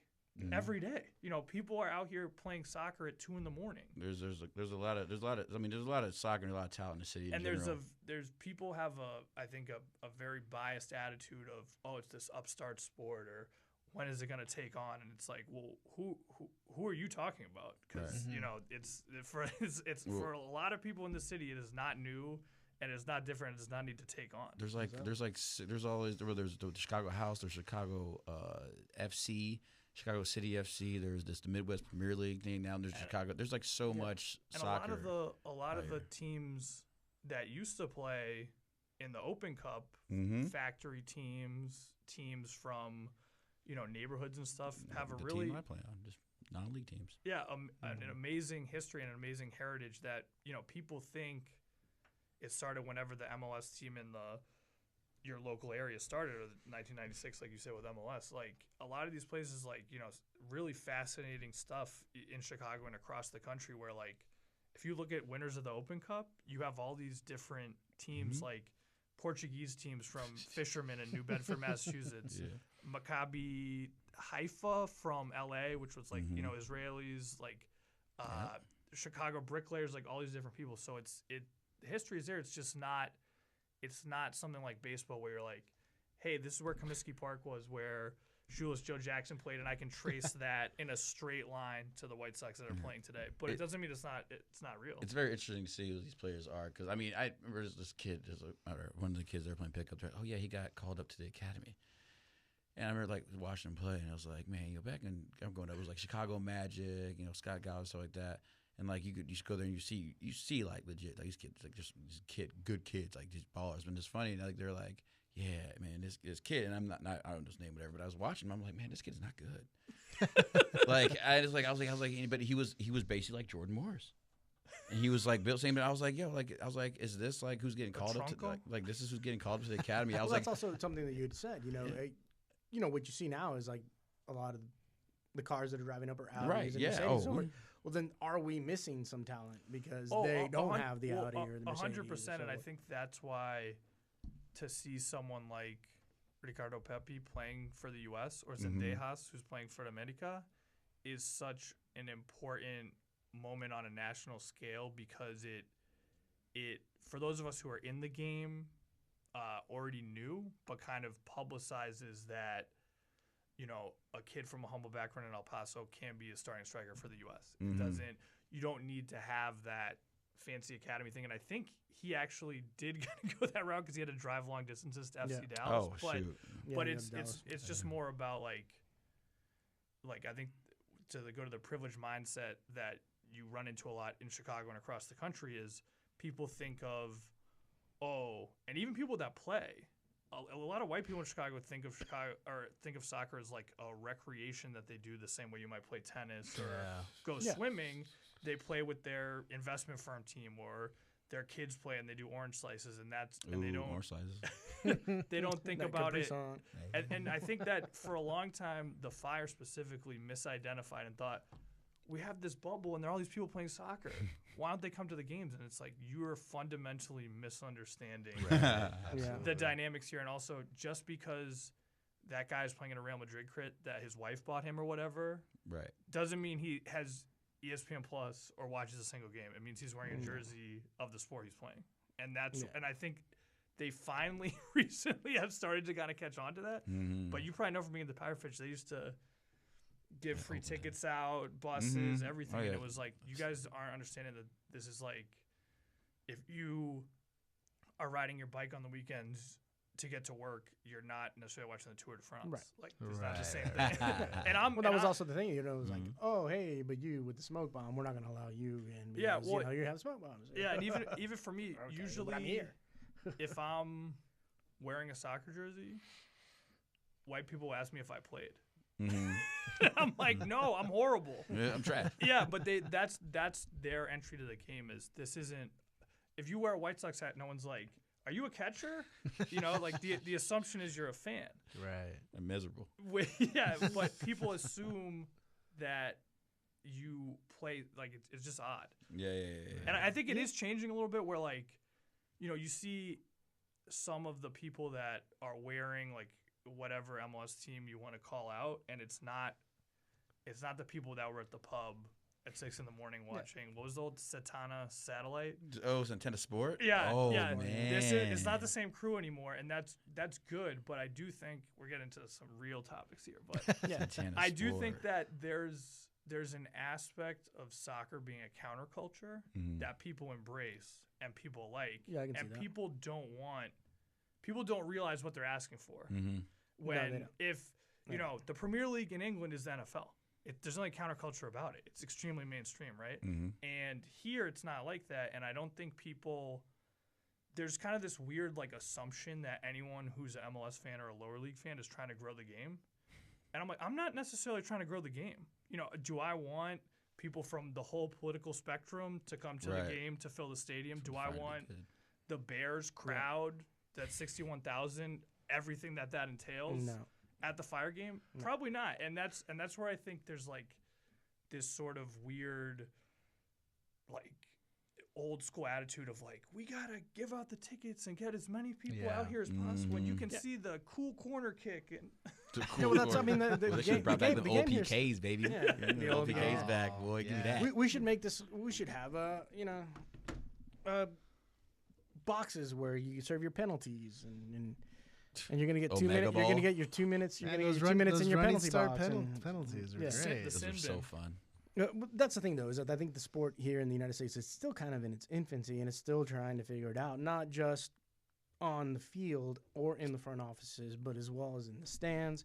I did play as a kid. I played a little bit in intramural college and so forth, and I still remember, the days where you weren't allowed to play at the local park or whatever because the football team had practice or the track team had practice or whatever, and you'd be kicked out along with the skaters. Exactly. And that's something we can talk about when we get back. We will be right back at WLPN Chicago 105.5 FM, Lumpen Radio. You are listening to Lumpen FC.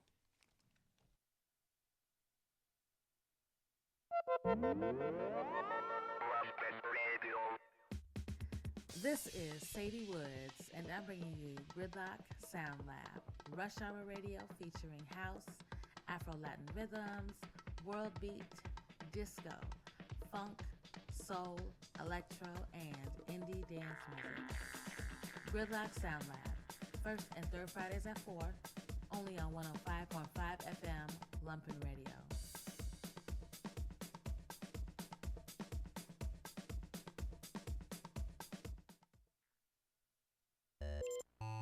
Weird Lady Music is now on Lumpen Radio every first and third and sometimes fifth Friday of the month at 7 p.m.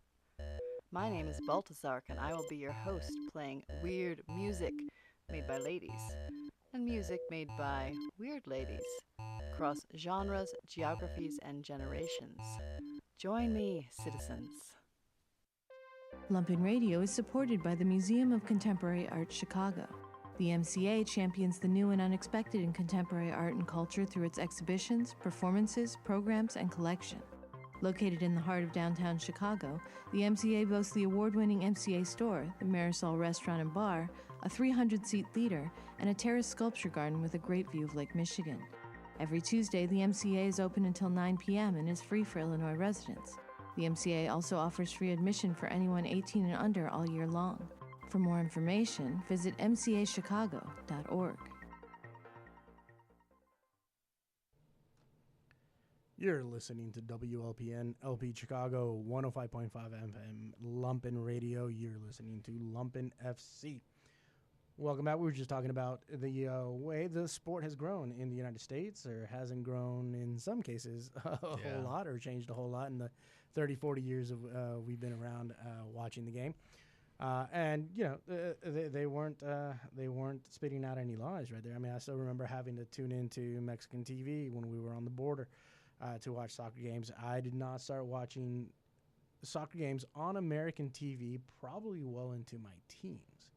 Yeah, it was all, you know, through was it Univision? Well, it wasn't Univision back then. It was something else. You know, and you're right. I mean, that's what we grew. I mean, I personally didn't follow a lot of club soccer even back then, but you know, we would either in El Paso or Juarez or anywhere in Mexico. I mean, I remember like our family members, especially the ones in Mexico, would watch like, you know, Liga MX or something like that. But because there was no team for me to grab onto, because there was no local team, there was Juarez, but they weren't really around back then. So to me, it was like, it made no sense to go for like Cruz Azul. Like, what's my affiliation, or to go for Monterrey? Right. Like, what's really my connection here? Like, as a kid, that's the way I thought. Now I think a little bit different, but yeah, you know, there wasn't back then. There wasn't like, you didn't have access to EPL, or if you did, it was only in certain channels. If you had access to those channels, MLS wasn't on TV. None that I could find in El Paso. I still remember, and this was when I was in college, and then I'm gonna start showing how old I am. I still remember it was right before going to college, and I still remember staying up late, and on ESPN, I still remember the first few actual like ESPN news coverage of soccer was the Sklar brothers. Oh yeah. At like 3 in the morning, 2:30 in the morning, and then they had like a 15-minute. This is what's going on in Europe, and they were just like making fun of it. They were making fun of it, yeah. But they liked it, but they were making fun of it. Yeah, I mean, I remember, starting off as a Liverpool fan, and having to go in the back of the newspaper to see the table and see the standings, or see the scores. Yeah, and then also, first Champions League I ever watched, AC Milan against Celtic on a recorded VHS that my brother's soccer coach, who used to play for the Kansas City Wizards, had recorded. Wow. And I just remember popping that in and being like, the colors, the atmosphere, just like, whoa, this is on another level. But yeah, and that's what MLS and all U.S. soccer is a little bit up against, is that if you suddenly have all this access, so that monopoly really ended. To me, it's about what they have is proximity and an experience. And I'm always a little dubious of the people who are like, this isn't at the level that I require. I'm like, bro, you just bought that Manchester City jersey like 2 years ago. You're not, you know, a tactical expert here. Oh my God, that's so funny. The first person when I walked into Reggie's to meet the group yesterday, this guy was like, he was like, oh, he was like Arsenal. He was, oh, how long have you been an Arsenal fan? Just like 2 years. You used to buy a jersey 2 years ago. I go, no, since '96 actually. He was like, oh, he's a Man City fan. I was like, oh, so you were a fan during the Claudio Reyna days and DeMarcus Beasley. He was like, oh no. I was like, silence. That's right. Just like, just be quiet. Be quiet over there. Because you're the plastic from over here. Right. Plastics. Yeah. Here's your straw. If they don't know Stephen Ireland. Yeah. Right. Oh, right. My boy, Stevie Ireland, the ball god. That ball head was going through that midfield. And then I think that's, you know, what MLS has. MLS, again, it's in its infancy. It has to grow its own culture. It's adapting. It is changing. I've seen it happening, and it's going to take some time. You know, I think the expectation of it happening overnight is what the issue is. Yeah. I think then, say in 15, 20 years, if I'm still around, you know, I think it's going to be a whole different thing. I think it's going to be a whole different thing. 5 years, I feel like. I think there's also a little bit of a very American exceptionalism approach of, well, it's our league, so it has to be the best. And like, I think that if you're, since we've been talking about some of the Dutch clubs, if you're a fan of PSV or Ajax, you're not like this league needs to compete with. You're just like, I'm a fan of my club. I want to win the championship, and I understand where we are in the ecosystem. Right. Yeah. We're gonna develop players, but I want to win the cup, and that's what I feel like. To me, I'm like, of course, I want the league to be at a good level in terms of because I watch every game. So like, I want it. I've seen some very, very poor soccer played with the Chicago Fire. Well, I think that's. We all have. But at the end of the day, I want the Chicago Fire to win trophies. Where we are in the FIFA rankings as a league is not my concern. Right, and that's right. where I think the attitude is like people on the national scale are obsessed with. If Manchester United played Inter Miami, who would win? And I did it on FIFA, and it's like, and that kind of. If you did it on FIFA, then we're good to go. That's also the cultural adaptation, right? Because we're used to. The we're world used to champion Dallas Cowboys. Yeah, but we're also, we also grow up with AFC North and AFC East, and then this is West, and that's North, and we also grow up with NCAA, which is what 934 divisions, all different, the AFCC, the ACC, and then there are people who literally will sit there and say, well, the ACC is best for this, and that's who cares? Well, and I think the sad part about that is that it overlooks, I think, one of the most beautiful things about soccer in that it is such a global game and that you even had this growth of, if you think about back when Pelé played, like he played on Santos and Santos was all Brazilians. And then, they would do a tour or whatever and they would play an Argentine team or a Spanish team and it would only be people from that country. And those big clubs were de facto national teams. And there was not this idea of, we're a big club, so we're bringing people from around the world until much, much later. And now you have this beautiful thing where all these clubs around the world have players from around the world. And in some cases you have, I think they tried to put in rules to prevent this, but it can feel, at least with the starting 11, that there are very few to none players from the actual country that they're playing in. Yeah. And I think that's great. And that's like, to me, not the pinnacle, but always a cool thing, and I think FIFA is trying to ruin it as always, but was like the Club World Cup, where you would have Real Madrid play like a Fluminense or something, and it would be very rare, just a few games, but at least to be able to see that, and it was very simple, just this is the best team from each confederation. And that I always thought was cool, and now they're messing with it, but that I wish more Americans understood that, as opposed to that, to me, is way cooler than we're going to bring Ronaldo and Messi and Mbappe and they're going to play it on Dallas and Houston and Miami. Like that shouldn't be the goal. The thing I ask because I do enjoy actually bringing. It's cool to bring other talents from other countries too. But like it is like there is that thing you said. Like I remember talking to the parents. It's like there's so much soccer in the U.S. I mean, you're talking about colleges, divisions, NAIA, and then it's like indoor. And like it's like how it's like the job. It feels like the job of having to find like the best talent, even in America, it's probably impossible. Yeah, it's like impossible. I mean, they've scattered out NFL prospects, but before they hit college, before they're coming out of high school. We got Kobe, coming out of high school. Yeah, different sport though. Just, because they're just putting money into it. So it's also about the network and the awareness. LeBron James. They had LeBron James in middle school. Different sport. I remember growing up, and it was like to have a soccer academy, you just needed like one dude with a British accent and a few jackets, and you were legit, and there wasn't. No one was checking for coaching licenses. Scottish accent was actually better. But like it was just sort of. Oh, he has English accent. He must know soccer. Was it John Smith Soccer School? They would go around the country like, you'd get some washed up Wolves reserve player. Right. Seeing those dudes at the bar, like, oh my god. And it's just like that system exists in other countries where, like, I'll take Santos since I was just talking about them.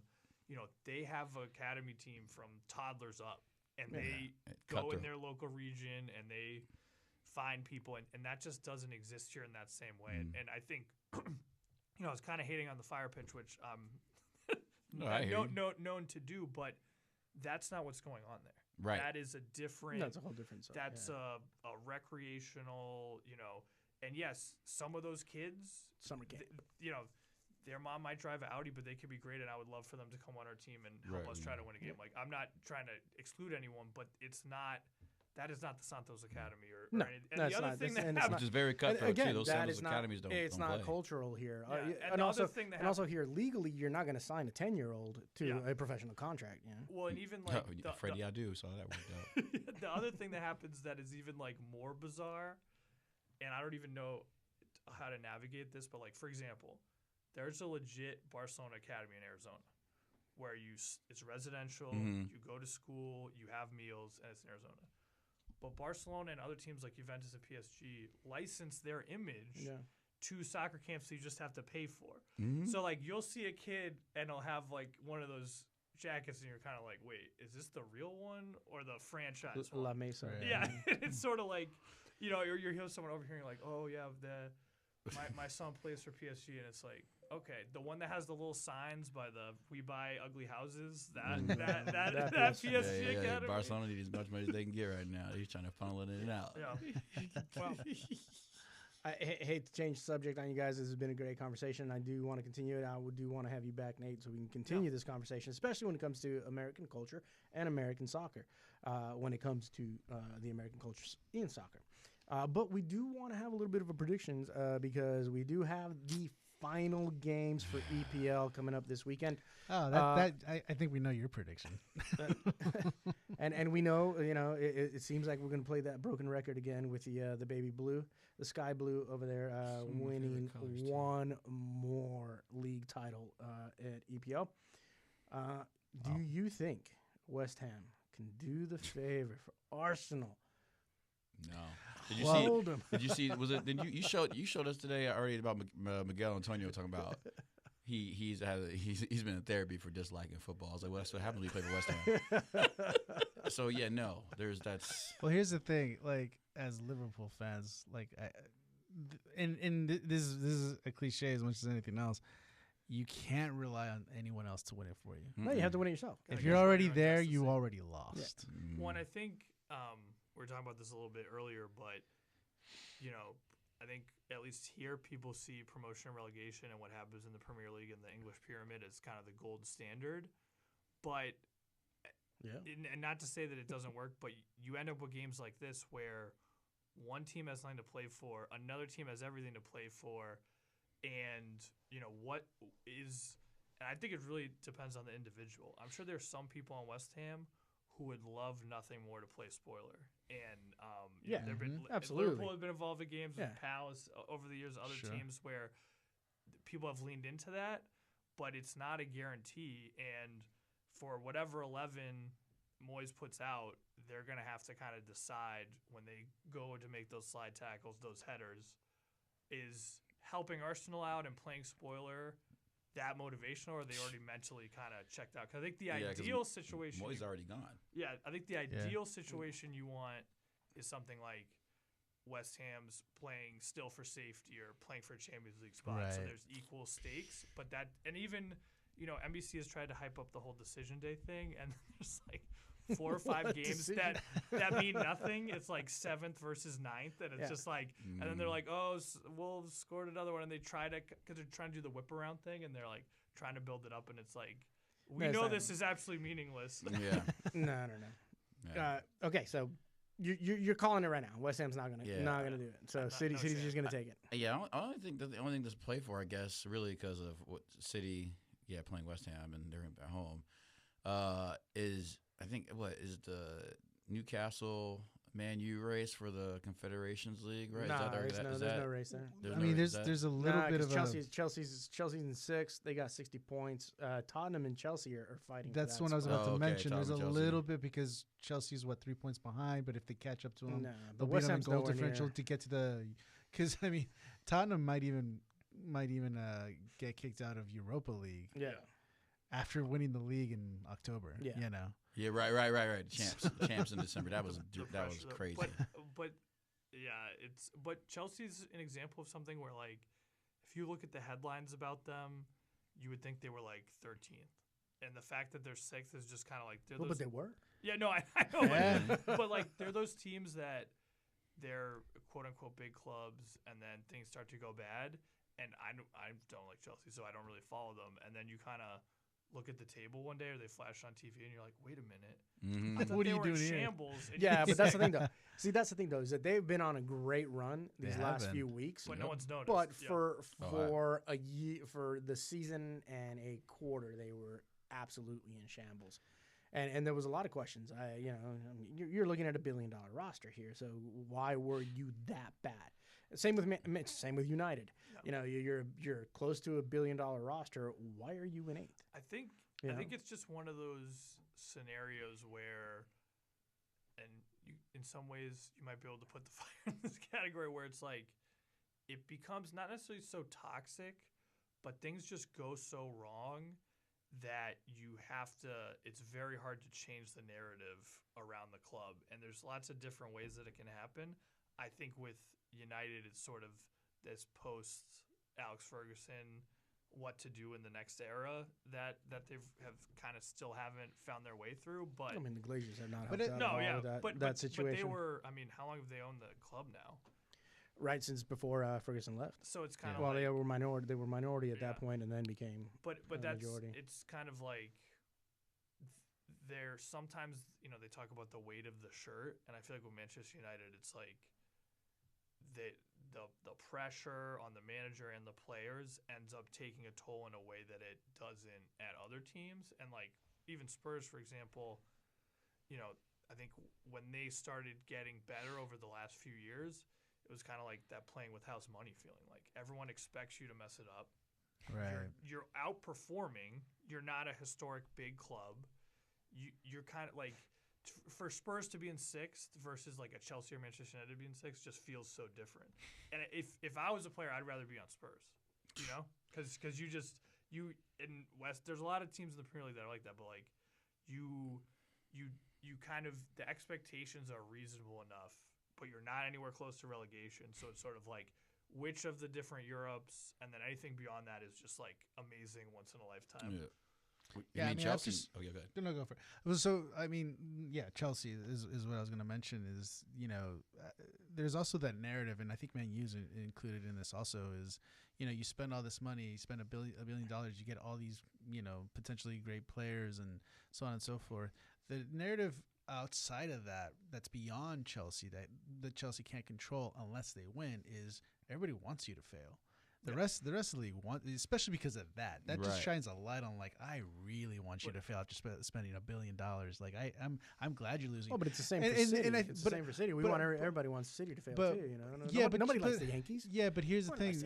Yeah, but unlike Chelsea, City won't fail. They haven't yet. Once Pep leaves, then that narrative might get attached to them. And I think Chelsea was kind of the original nouveau riche club that with the oligarch owner and everything, but at that time was kind of not quaint, but like, wow, look at this Russian guy. Look what he did, and then it wasn't as widespread as it is now. And I think, to me as a fan, you just have to enjoy whatever you're gonna define success as. You have to enjoy it. Like I think about it. Like I have a friend who's a Villa fan, and I'm like, this is amazing. This is way better than you could have imagined. And the run they had in the Conference League and where they've finished now, like if you have to enjoy this season, I think I'll talk up Liverpool fans a little bit here, is that I think as a whole, Liverpool fans are good at embracing the run that overall we've had under Klopp and not overreacting season by season and realizing like, I think this game on Sunday is going to be a big celebration, and it's not about that we blew it or we bottled it or whatever. It's celebrating what he's been able to do, and just even though we didn't get it this year, or we lost 2 out of 3 Champions League finals, like the appreciation for being there. And I think that's with social media and stuff. I think that's really lost in if you don't win the Champions League, if you don't sign this player in the transfer market, it's a failure and this, that, and the other. To me, it's like. Whether some teams come in and they just want to stay in the Premier League and that's success for them. Some want to go on a cup run, whatever. But if you do better than your expectations, you have to drink that in, because it's not guaranteed next year. You could go on a very bad, very frustrating. Yeah, I mean on the Klopp thing, I agree with that. It's that idea of he's been our best manager in the Premier League era. He's won everything except for the Europa League, and now that he's leaving, it's one of those things of like, it's not so much of, oh, this is gonna suck. It's more like, okay, let's do this. Let's see what happens next. Let's go again. Like, I don't feel discouraged, but I'm also realistic. Like, no, I mean, I just think, like, I look at the run he's had since he took over in 2015, and outside of Guardiola at City, I don't think there's anyone else in the Premier League I truly envy. And I think to have something like, Arsene Wenger at Arsenal wasn't towards the end it got a little shaky, but overall to have that consistency, to have someone who is a certified club legend and going into the season you can feel good about is, I even think about Madrid with, Ancelotti. Like, now it's all looking great, but, they fired him also. So it's like to have that consistency and be able to enjoy that success, I think is what it's all about. The getting a new manager every season, constantly worried about the transfer market, that to me is not the fun part of being a fan. That's where it's kind of exciting though, because when the whole thing being Arsenal was like, when Wenger left, it was like, all right, he's gone. But then there was kind of that run. It's like, we knew he was going to struggle, but like, it's kind of, there's a little excitement of seeing who's a new era, who's going to be the next person, and what's going to work out and what's not. So, which is, I mean, luckily, I mean, we got a good coach. So I mean, it took a little bit, but whatever. I mean, as a fan of those, I think there's that certain security that you're looking for, right? Like, City fans, City Plastics, I mean, they have security, right? They have the money, they have the capabilities, they have power over what's going on with FFP, obviously. Yeah. Liverpool fans, I've always, given accolades to Liverpool, because what they've done with Klopp, without breaking the banks, properly scouting, looking for players, going all over the place, helping Klopp out with situations that he needed. They were able to get all the titles. Manchester United has not really, the Glazers, it's not something that they've really done. They've tried, they didn't even have a director for what, 2-3 years or something like that. You could win an FA Cup.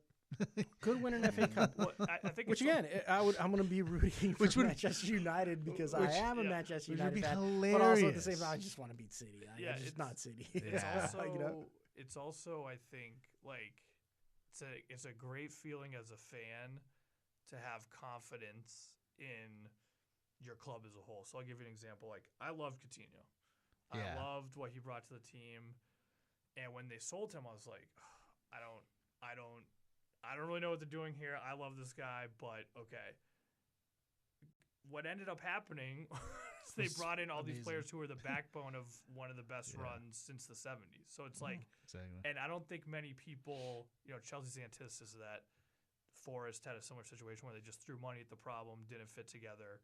So, like, to have that trust of, this seems like a big gamble, but I believe in the staff and I think it's going to work out, is a much better feeling than the opposite, basically. Right. Or just uncertainty of, this seems, I'm not so sure about this. We got 12 new players from across the globe, and will this actually pan out? Chelsea right now, they need this conference league, because they won't be able to, like, this whole team's going to be different next year. If they don't get some kind of European tournament, they won't be able to, this team they put together is going to be a different team. Because it's going to be an interesting window for Chelsea. I mean, what are they going to do? I mean, and then not only that, you still have to count all the players they have on loan right now. All that's going to come. Gaga Solina. I mean, it's just. And say Man United do win the FA Cup, so they would get that Europa League spot, and then Tottenham would down. They'd all bump everyone down.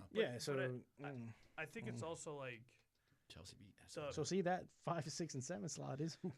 Now it's now it's a thing. Once they introduced the Conference League, I think it started to get a little bit weird where, like, for Chelsea fans, for example, they're gonna feel like we're way better than this. Ooh, than this league, and I think that's like, if to put a for example, I love watching the Golasso show for Oh, yeah. Europa League. Mhm. Like Yeah. that, I think That's all I do. pound for pound entertainment. Hilarious. I don't Sure. think you can really get much better, and it's just awesome feeling. I don't have a dog in the race. Yeah, yeah. I'm like, I don't even know some of these teams, and I Yeah. feel like I know a good amount of clubs, but it's just to bounce around. But if I was, I don't want to think about myself as a Chelsea fan, but I think like I'll give you an example. When our friend is an Everton fan, and when they were getting relegated, or when it looked like they were getting relegated, I was like, if I was a fan of a team who got relegated, I would be like, now I can go to a bunch of new stadiums. Like this, like Europa, true. like for Chelsea Europa League, like they're gonna be able to go to all these places that you're not gonna go in the Champions League, more or less. And it's like at least try to take the fun aspect of it, but they're not gonna feel that way. And you've seen that when big clubs are in the Europa League or the Conference League, like their away ends aren't really filled because people feel like we're too good for this. Someone was saying, joking radio, they were like, "Yeah, we can't wait for Chelsea to have to go play Thursday against Karabakh." Yeah, exactly. but a club like Villa or other clubs like the Scottish clubs and stuff, they're out there having the time of their lives. Hey, the thing is, one thing is like, well, let's say because West Ham Wireless, like the thing is like the England clubs have to win those tournaments because obviously we didn't win them now, and we didn't get this extra Champions League spot because true. they didn't make the coefficient. Yeah, coefficient.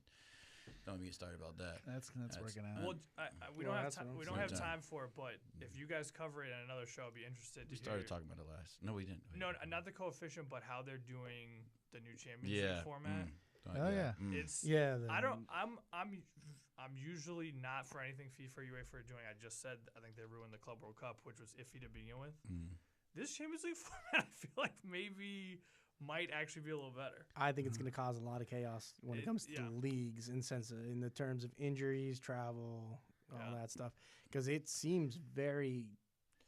I think they gotta get rid of Boxing Day. That's all I say. We'll talk about that next show. But we gotta get rid of. They gotta get rid of Boxing Day. They're gonna go. I think they not a fan of had Boxing more Day? of a break than usual. Yeah, they did after Boxing Day. Yeah. After Boxing Day, we can have 3 weeks off for Christmas like every other team. Something like that. Yeah, EPL needs something like that. Not proper football.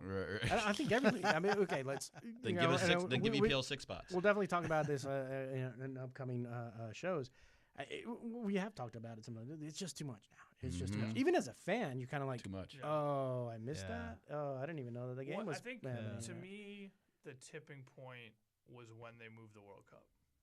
When they definitely, 100%. When they moved the World Cup to a different time in Qatar, that was when I was like, but it's hot. Yeah, I was like, this is when, and even now when they're talking about playing league games in other countries, I was like, once they did that, once they messed with the World Cup, it was like, and then they expanded it. That's when I was never really. I mean, I'm an MLS fan, so I'm definitely not the against modern football guy. But that was when I was like, we kind of lost the plot here on that one. We're up against it, y'all. WLPN, LP Chicago, 105.5 FM, Lumpen Radio. You're listening to Lumpen FC. I'm Adrian. Jamie J. Sebastian. Thanks for having me. Thank you for coming, Nate. Thank you for coming in. We will gladly have you in again, and we'll talk more about some games. Thank you all so much for listening. Again, follow us on Instagram and hit us up on the emails. Gotta get going. Thank you all so much. Have a good night. Thank you.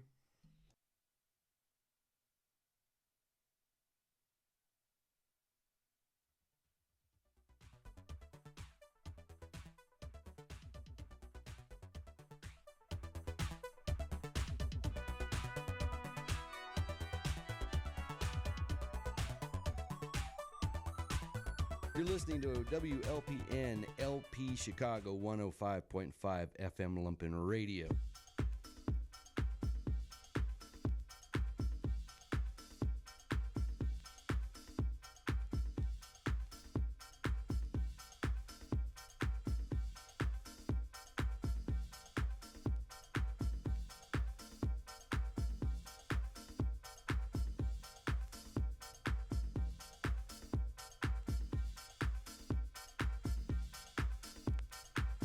Yo, this is Tommy Cladis, and you're now listening to Shando Radio on WLPN LP Chicago 105.5 FM Lumpen Radio.